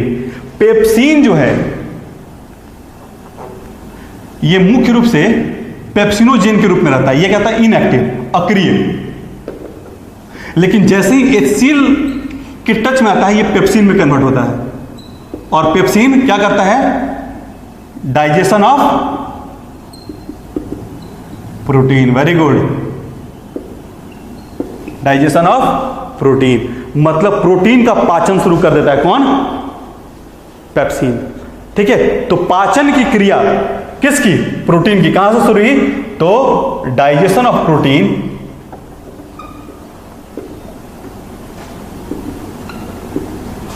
starts in stomach. Digestion of protein starts in stomach. पाचन की क्रिया कहां शुरू हुई? प्रोटीन की स्टोमक में, कार्बोहाइड्रेट की माउथ में। गुड, इधर आप लोगों ने नोट कर लिया होगा। यहाँ HCl ऑक्जेंटिक या पैरेटल सेल ओह करके याद रखिएगा, और गैस्ट्रिक जूस को चीफ सेल, और म्यूकस को भी हम लोग देखेंगे कौन रिलीज करता है। तो ये क्या कहता है? पेप्सिन जो है प्रोटीन को पेप्टोन्स में तोड़ता है। आपको इतना टेक्निकल याद रखने की जरूरत नहीं है, बस याद रखिएगा डाइजेशन ऑफ प्रोटीन। अब दूसरा एंजाइम है रेनिन। इस is also called carbs enzyme. इसको बछड़े में उत्पन्न एंजाइम। देखिए बच्चे दूध पे ही बहुत ज्यादा डिपेंड करते हैं, तो बच्चों में उत्पन्न इसकी मात्रा बहुत ज्यादा उत्पन्न होती है, ठीक है। और ये क्या करता है? Curdling of curdling of milk, मतलब जब हम दूध पीते हैं तो दूध को फाड़ने का काम करता है। एक सवाल और आ गया, सवाल पूछ दिया कि रेनिन इनमें से किसका डाइजेशन करता है? तो उसमें दिया था कैसिनेट प्रोटीन। तो दूध में होता है कैसिनेट।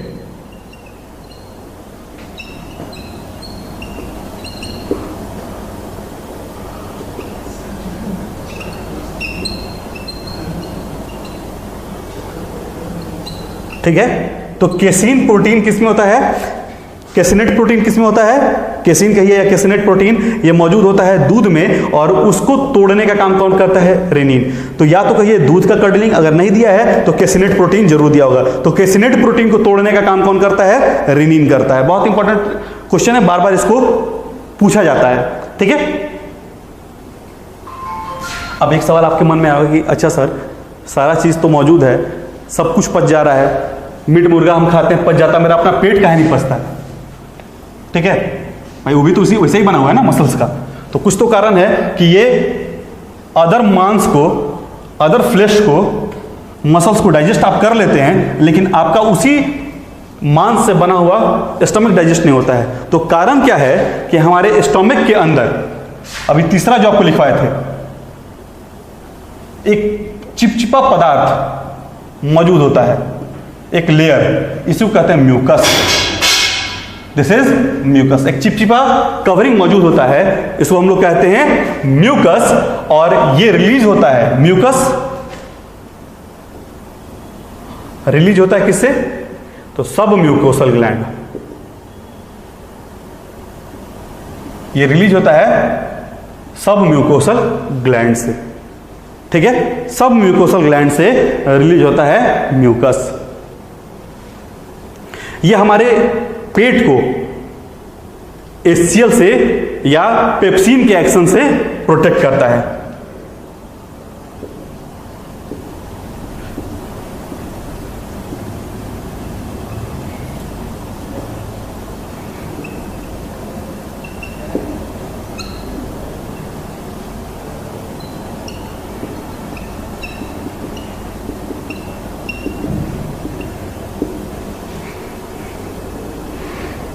ठीक है, अब यहां से जब भोजन पच गया तो यहां से होता हुआ स्टमक से ये आगे की तरफ बढ़ेगा।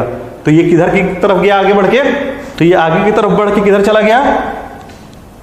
तो चौथा पढ़ेंगे हम लोग स्मॉल इंटेस्टाइन। देखिए, जैसे ही ये भोजन इधर से आगे आया, पेट में आपने देखा कैसा भोजन है, अम्लीय है, एसिडिक है।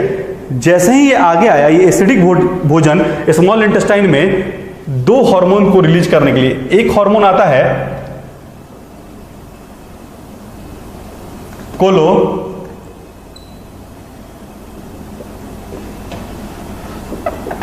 सिस्टोकाइनिन,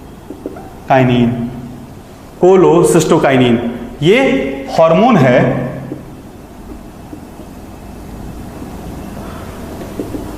helps in release of bile juice, पीत का रस।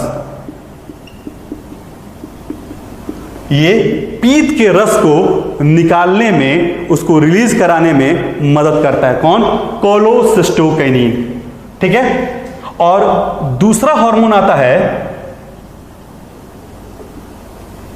सेक्रेटिन। पूछा है ये,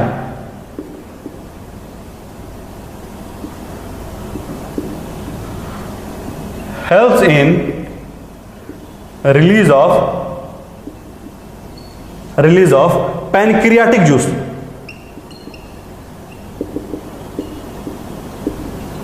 helps in release of pancreatic juice। देखिए, दो मेजर ग्लैंड्स स्मॉल इंटेस्टाइन में मौजूद हैं, एक लीवर और दूसरा पैनक्रियाज। ठीक है, एक लीवर मौजूद है और दूसरा पैनक्रियाज। ठीक है, तो पैनक्रियाज से रिलीज करने के लिए स्मॉल इंटेस्टाइन के ड्यूडेनम से, ये बताते हैं ड्यूडेनम क्या है। तो ड्यूडेनम से रिलीज होता है सेक्रेटिन, और बाइल जूस को निकालने के लिए क्या रिलीज होता है? कोलोसिस्टोकाइनिन। ये दो हार्मोन है। ठीक है, इसको नोट कर लीजिएगा। अब तब हम लोग थोड़ा पार्ट्स देख लेते हैं स्मॉल इंटेस्टाइन का। पार्ट्स की बात कर लें, पार्ट्स की बात कर लें, पार्ट्स की बात कर लें तो तीन भाग में बटा है, जैसे कि हमने फिगर में दिखा दिया। ड्यूडेनम, दिस इज पक्वाशय, देन जेजुनम, देन इलियम। सबसे इंपॉर्टेंट पार्ट यही है, यहीं पर bile juice, pancreatic juice and succus entericus पूछता है। देखिए, ये सबका हिंदी नहीं है, इसको आप तो पीत का रस कह सकते हैं। इसके ये पैनक्रियाटिक जूस या अग्नाशय के इंजाइम्स और सकस इंट्रिकस इंजाइम ऑफ ड्यूडेनल वॉल।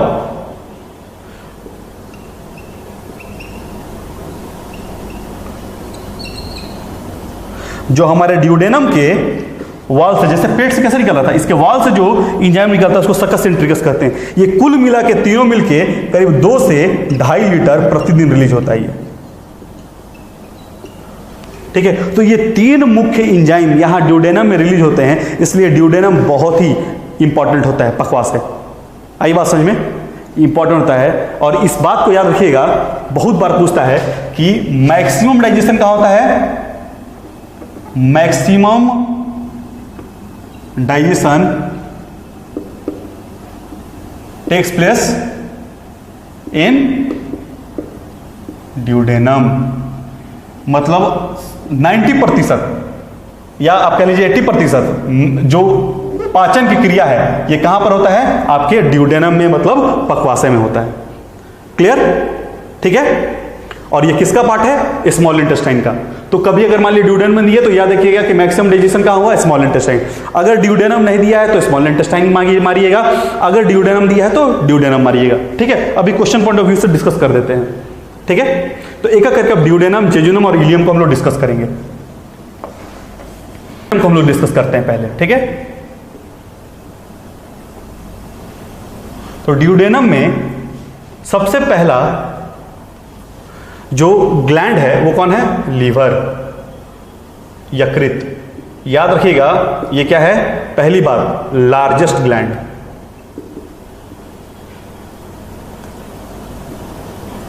ये हमारे बॉडी का सबसे बड़ा ग्रंथि है।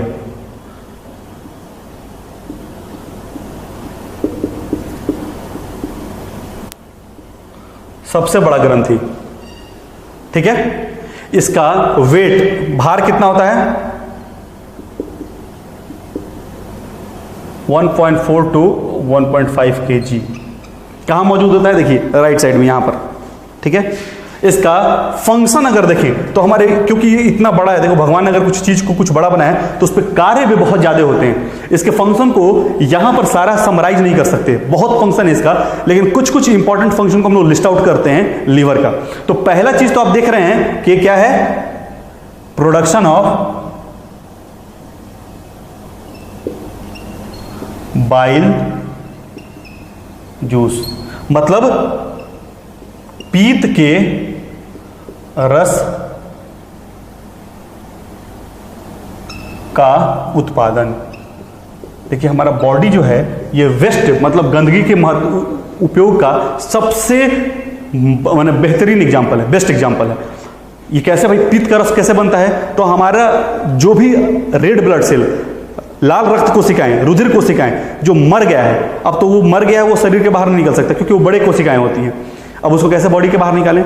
तो क्या करता हमारी बॉडी कि उस लाल रक्त कोशिकाओं को लीवर के अंदर तोड़ता है, और वही जो टूटता है लाल रक्त कोशिका, तो उसी से पीत रस का निर्माण होता है। यही कभी कभी दिक्कत हो जाता है, तो पीत सही से बन नहीं पाता है और आपको जॉन्डिस का प्रॉब्लम होता है। अगर लीवर खराब हो गया, इन्फेक्टेड हो गया, तो जॉन्डिस का प्रॉब्लम होता है, ढंग से पीत का रस बन नहीं पाता है। आई बात समझ में? तो प्रोडक्शन ऑफ बाइल जूस पहला। दूसरा, इसका जो इंपॉर्टेंट फंक्शन है, हम लीवर के फंक्शन की बात कर रहे हैं कि ब्रेक डाउन ऑफ आरबीसी, मतलब लाल रक्त कोशिकाओं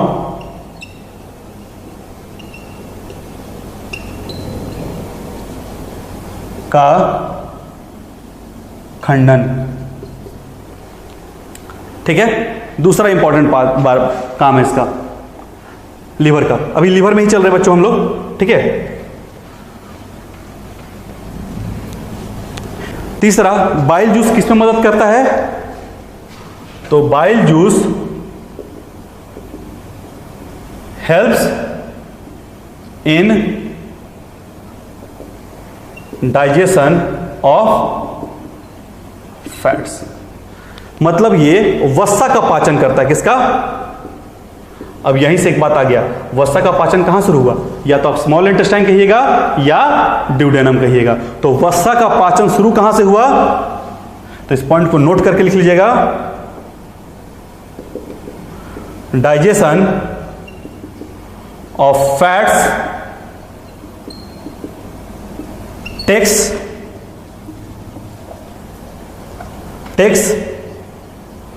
place digestion of fats takes place in small intestine. कहां शुरू होता है? स्मॉल इंटेस्टाइन में। इसके पहले डाइजेशन ऑफ फैट्स नहीं होता। ठीक है। अलावा देखिए, लीवर एक बहुत महत्वपूर्ण काम करता है हमारे बॉडी का डिटॉक्सिफिकेशन, मतलब का कि हमारे शरीर में जो भी जहर है उसको नष्ट करने का काम करता है। क्या करता है ये? डिटॉक्सिफिकेशन।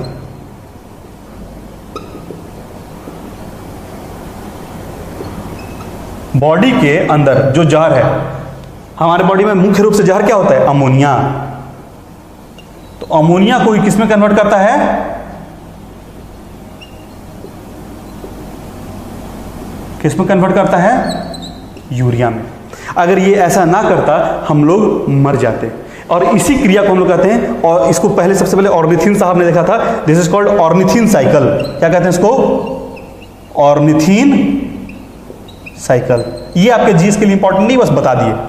तो अमोनिया को यूरिया में, मतलब कि अब यहां से दो सवाल आ जाता है। सवाल यही बोल दे रहे हैं, लिखने से अच्छा है। एक बात आता है कि यूरिया का निर्माण कौन करता है? तो याद रखिएगा लीवर। ये सवाल पूछा है एसएससी सीजीएल में, बहुत लोग गलती करते हैं।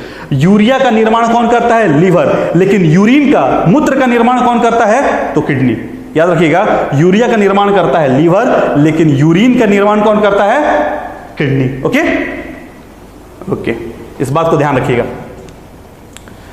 ठीक है, एक एक करके सारे पॉइंट्स डिस्कस कर रहे हैं हम।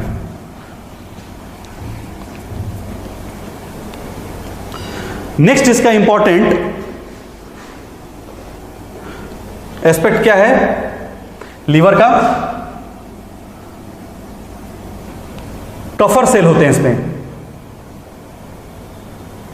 Of liver. यकृत के कफर सेल जो हैं, कफर कोशिकाएं, हेल्प्स इन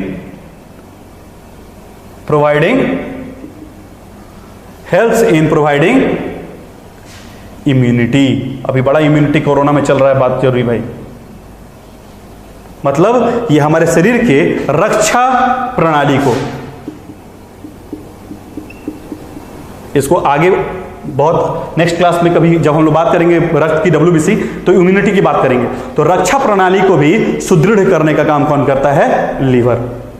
इसके अलावा इसके अनेक काम हैं, लेकिन बस अब अभी हम लोग इतना ही पे इसको रोकते हैं। लीवर को फिर आराम से डिस्कस करेंगे नेक्स्ट क्लास में। अभी बस डाइजेशन में लीवर के हिसाब से बस एक ही चीज देखिएगा, ये बाइल जूस देता है। और हमने अभी बताया आपको बाइल क्या करता है? Helps in digestion of fats, और उस प्रक्रिया को कहते हैं इमल्सिफिकेशन, इमल्सीकरण। ठीक है।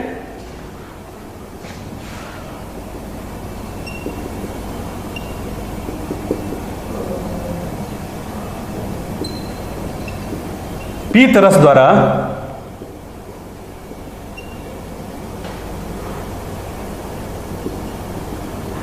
वसा के पाचन को क्या कहते हैं हम लोग? इमल्सीकरण।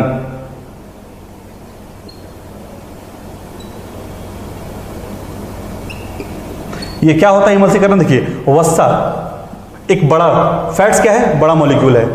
अब जब इस पे बाइल काम करेगा तो इसको क्या करेगा? छोटे छोटे टुकड़े में, ड्रॉपलेट्स में कन्वर्ट कर देगा, तोड़ देगा। कभी आप देखेंगे सर्फ वर्फ से साफ किए हो तो एकदम चिकना चिकना सा महसूस होता है। This is called emulsification.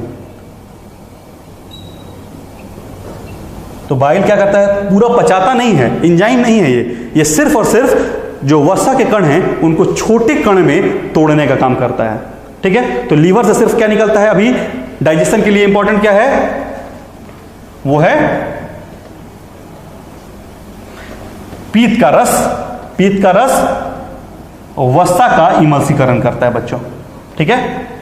Point clear होते जा रहा है आप लोग को? समझ में आ रही है बात? क्लियर हो रहा है?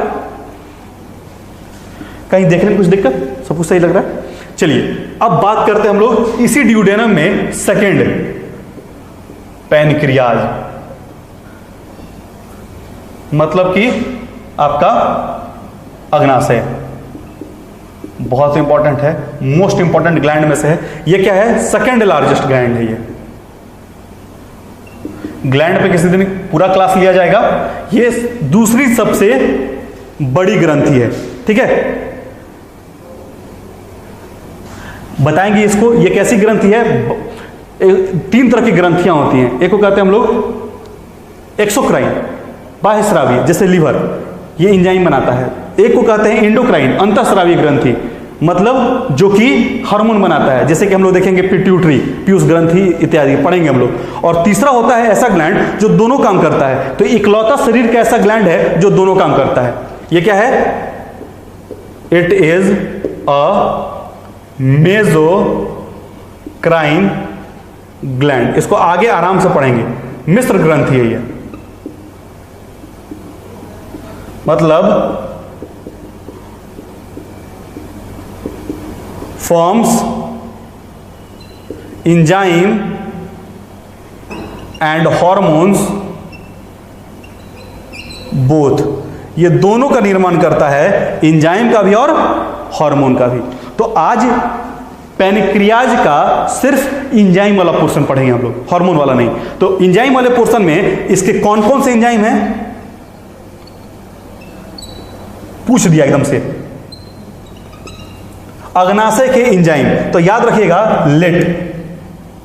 पहला है लाइपेज, दूसरा है एमाइलेज, और तीसरा है ट्रिप्टोसिन। यही पूछता है, या केमोट्रिप्टोसिन।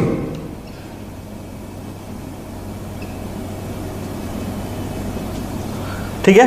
तो लाइपेज जो है बच्चों, इसको ऊपर मिटा रहे हैं थोड़ा सा, ये एंजाइम पूछ देता है।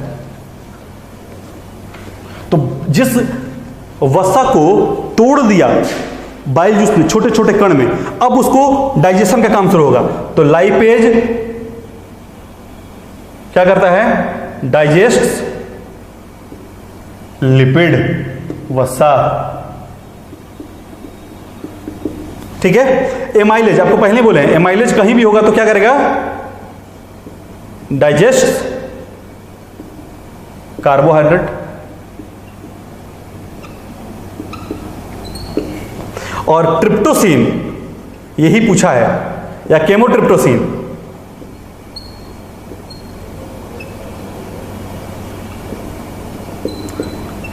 ये डाइजेस्ट करता है प्रोटीन को। तो जो आपको पेप्टोन्स कहे थे, पेप्टोन्स को पेप्टाइड में तोड़ने का काम करता है। ठीक है। हालांकि पैनक्रियाज के बहुत सारे एंजाइम निकलता है, peptidase, nuclease, DNAs, RNase, protease, but हम लोग यही तीन से कंसर्न रखते हैं। जीएस में इतना ही हमारे लिए इंपॉर्टेंट है। इसलिए कहें कि हम लोग सिर्फ जीएस पढ़ रहे हैं बच्चों, बायोलॉजी नहीं पढ़ रहे, हम लोग जीव विज्ञान नहीं पढ़ रहे हैं, हम लोग सिर्फ जनरल स्टडीज पढ़ रहे हैं। कहीं हम लोग कोर बायोलॉजी के अंदर नहीं जा रहे हैं। ये बेसिक नॉलेज है, सबको रखना जरूरी है। ठीक है। एग्जामिनेशन पॉइंट ऑफ व्यू से अगर आपको क्वालिफाई करना है, कुछ तो मेहनत करना ही पड़ेगा। ठीक है। तो ये पैनक्रियाटिक एंजाइम हुए। अब आपको थर्ड हम बोले थे क्या, कि ड्यूडेनम के जो वाल्स हैं, उसके जो आवरण हैं, उससे भी एंजाइम निकलते हैं, और ये पूछता है।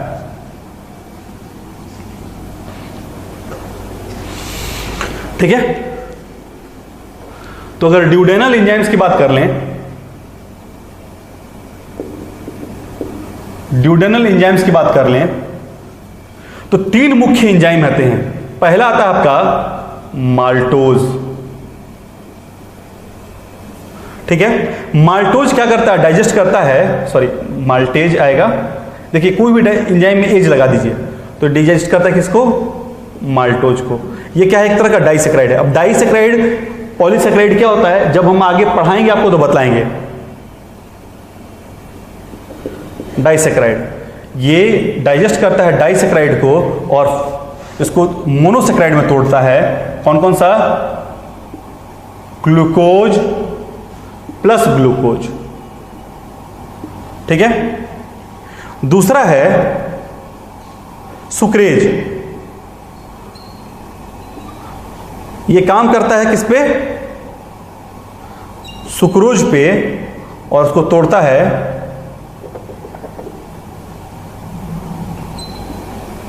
Glucose plus fructose. ये मोनोसेक्राइड है। आज बस नाम सुन लीजिए, जब न्यूट्रिशन में इसको हम इंडिपेंडेंटली डिस्कस करेंगे आपसे तो बताएंगे कि ये मोनोसेक्राइड, डाइसेक्राइड, पॉलीसेक्राइड, ओलिगोसेक्राइड क्या होता है। आज बस नाम सुन लीजिए, ये मोनोसेक्राइड यही हमारे बॉडी में डाइजेस्ट होके एब्जॉर्ब होता है, ठीक है। और तीसरा है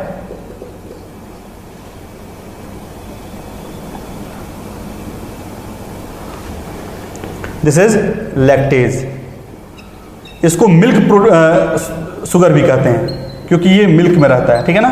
सो लैक्टोजेन, नाम सुना बच्चों के दूध को कहते हैं लैक्टोजेन, दिस इज लैक्टेज, ठीक है। सो ये लैक्टोज पे काम करता है और इसको ब्रेक करता है ग्लूकोज प्लस गैलेक्टोज। तो यही सीधे सवाल पूछता है कि माल्टोज किस में टूटता है, तो माल्टोज ग्लूकोज में, सुक्रोज किस में टूटता है तो ग्लूकोज प्लस फ्रुक्टोज में, और लैक्टोज किस में टूटता है तो ग्लूकोज प्लस गैलेक्टोज में। बहुत इंपॉर्टेंट डिस्कशन है, याद रखिएगा। दूसरा इंपॉर्टेंट पॉइंट यहां पे आपसे हमने बात किया था क्या बच्चों की ड्यूडेनम में मैक्सिमम डाइजेशन होता है। देखिए सारा एंजाइम तो यहां मौजूद है, तो कहां डाइजेशन होगा, ठीक है।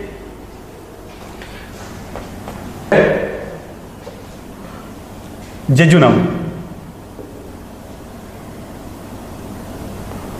अब देखिए याद रखिएगा, digestion is completed in jejunum. अगर जेजुनम दिया है तो जेजुनम को मारिएगा, नहीं तो स्मॉल इंटेस्टाइन दिया तो स्मॉल इंटेस्टाइन को मारिएगा, ठीक है। तो डाइजेशन कहां कंप्लीट होता है, जेजुनम में। कुछ पोर्शंस बचे रह जाते हैं, वो डाइजेशन होते होते जेजुनम तक डाइजेस्ट होते रह जाता है, क्योंकि एकदम बड़ा सा नहीं है, पतली सी नली है, ठीक है बच्चों, ओके। और तीसरी बात आती है इलियम। तो यहां पर क्या होता है, मैक्सिमम एब्जॉर्प्शन।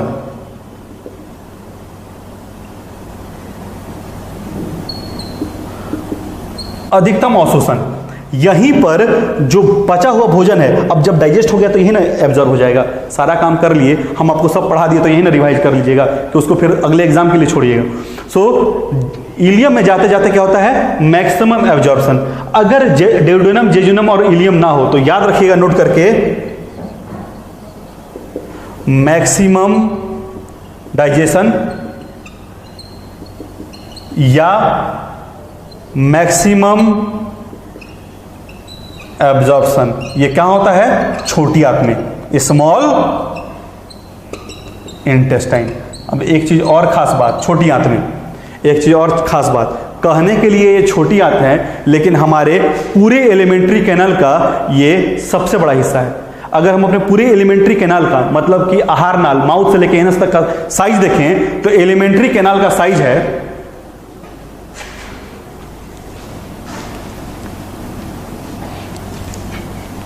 यहां लिख रहे हैं बच्चों, ठीक है। तो size of complete in alimentary canal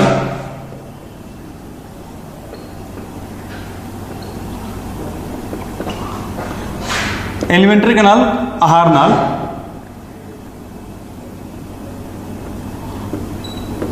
इसका मैक्सिमम साइज होता है 30 से 32 feet, near about 9 metre.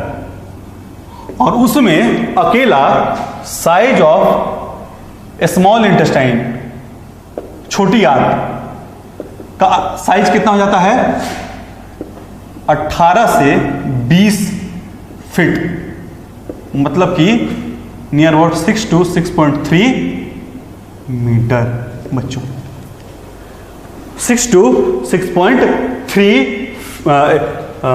6.3 metre, yes. तो कहने के लिए ये सबसे मतलब छोटी आंत है, लेकिन ये सबसे बड़ा भाग है, ठीक है,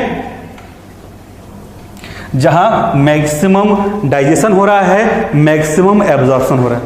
तो कहिए कि बड़ी आंत का क्या काम है, तो बड़ी आंत देखिए लास्ट में फूड को अपने गंतव्य स्थान तक पहुंचाने का काम करता है।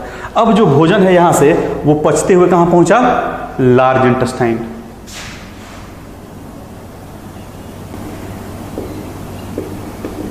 लार्ज इंटेस्टाइन, बड़ी आंत।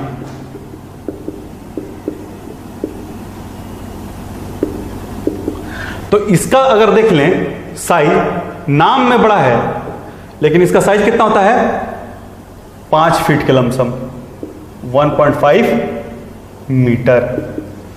और इसका मैक्सिमम, यहां पर कोई डाइजेशन नहीं होता है, सिर्फ इसका क्या क्या है main function, absorption of water.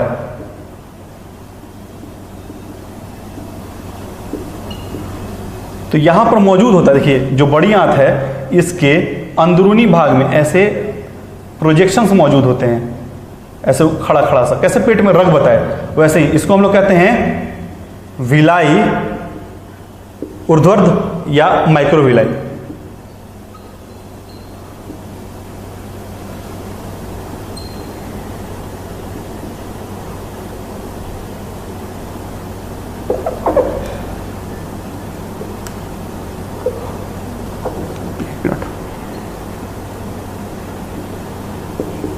ऊर्ध्व, ठीक है, विलाई, माइक्रोविलाई, यही जो संरचना है विलाई और microvilli helps in absorption of water and digested food. ये ऊर्ध्वाधर जो है यही पानी, जल को और पचे हुए भोजन को अवशोषित करने का काम करता है, ठीक है, क्लियर।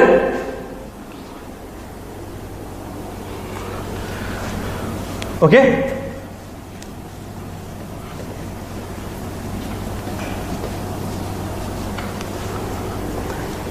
यहां तक में कोई दिक्कत समझ में आ रही, बात क्लियर हो रहा है।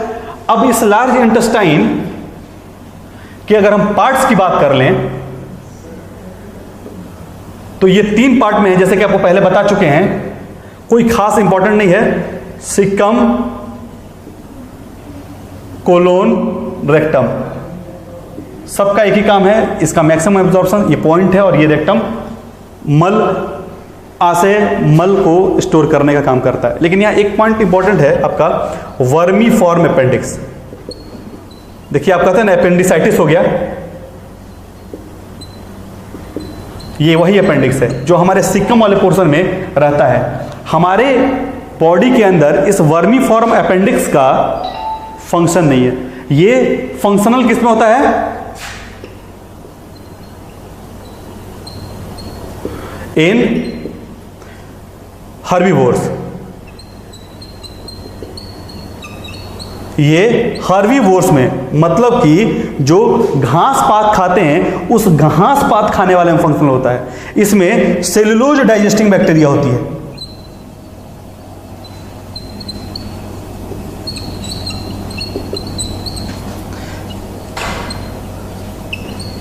सेलुलोज डाइजेस्टिंग बैक्टीरिया जो हमारे अंदर एक तरह से ये वेस्टिजियल ऑर्गन है, ये किसी काम का नहीं होता है, ये सेलुलोज हम लोग पचा नहीं सकते, इसलिए साग पात खाते हैं तो वो एज यूजुअल निकल जाता है। लेकिन घास फूस साग पात देखिएगा गाय भैंस खाकर पचा लेती है। उसके बाद जो भोजन है, अनडाइजेस्टेड फूड है, वो क्या हुआ, एनस से रिलीज हो गया। तो यहीं से क्या हो गया आपका इजेशन, ठीक है। तो 5 प्रक्रिया हो गई, इंजेक्शन माउथ से किए, पूरा डाइजेशन हम लोगों ने देख लिया। एब्जॉर्प्शन कहां से शुरू हो गया, तो एक तो माउथ से ही शुरू हो गया, लेकिन मैक्सिमम एब्जॉर्प्शन कहां हुआ, इलियम में यानी स्मॉल इंटेस्टाइन में, फिर लार्ज इंटेस्टाइन में जल का एब्जॉर्प्शन हुआ, क्लियर। और जो फिर यहां के बाद आगे देखेंगे, ये जो डाइजेस्टेड फूड है ये ब्लड लेके जाएगा, उसको एसिमिलेशन कहेंगे। एसिमिलेशन ब्लड करता है, और जो नॉन डाइजेस्टेड फूड है, एक्स्ट्रा फूड है, वो बाहर फिर रिलीज हो गया, निकल गया। ओके, सो अनडाइजेस्टेड फूड क्या हो गया, हमारे बॉडी से निकल गया, दैट इज कॉल्ड इजेशन, मतलब मल त्याग। तो ये कुल मिला के आपका डाइजेस्टिव सिस्टम से हम लोगों ने थ्योरेटिकल डिस्कस कर दिया। फिर नेक्स्ट क्लास जब आपका लेंगे तो यही हम लोग का प्रोसेस रहेगा कि एक बार थ्योरी, फिर उस पर बेस्ड हम लोग क्वेश्चंस करेंगे। जब वो क्वेश्चंस करेंगे तो आपको बहुत चीज क्लियर होगी। बीच बीच में हम क्वेश्चंस करते जा रहे थे तो आपको क्लियर होते ही गया। एक एक छोटा छोटा पॉइंट जो यहां हम आपके साथ डिस्कस कर रहे हैं, ये हर एक पॉइंट अपने आप में, साइज, कहां पर डाइजेशन कंप्लीट होता है, लीवर का फंक्शन क्या है, पैनक्रियाज का फंक्शन क्या है, पैनक्रियाज के कौन कौन से एंजाइम हैं, ये एक एक पॉइंट, ये एक एक नोट्स बच्चों यहां पर हर एक पॉइंट अपने आप में क्वेश्चन है जो किसी न किसी पीसीएस में साइंस सेक्शन में पूछा जा चुका है। मतलब जनरल स्टडीज के लिए अब डाइजेशन के लिए आपको किसी अन्य जगह जाने की जरूरत नहीं है। मैक्सिमम सिलेबस कंप्लीट हो गया up to your any PCS level, या आप कोई भी रेलवे एनटीपीसी का एग्जाम दे रहे हो, या आप किसी प्रकार से एसएससी सीजीएल तो ऐसे ही निकलेगा, एक भी क्वेश्चन नहीं छूटेगा इससे, आपको पीसीएस के भी एक भी क्वेश्चन नहीं छूटने वाले हैं। सो आपका डाइजेस्टिव सिस्टम मतलब पाचन तंत्र का टोटल नोट्स, इससे बेस्ट कुछ नहीं हो सकता है। इसको देखिए, नेक्स्ट बार इससे रिलेटेड क्वेश्चन डिस्कस कर देंगे, याद हो जाएगा। Okay then, thank you guys, thank you for this video.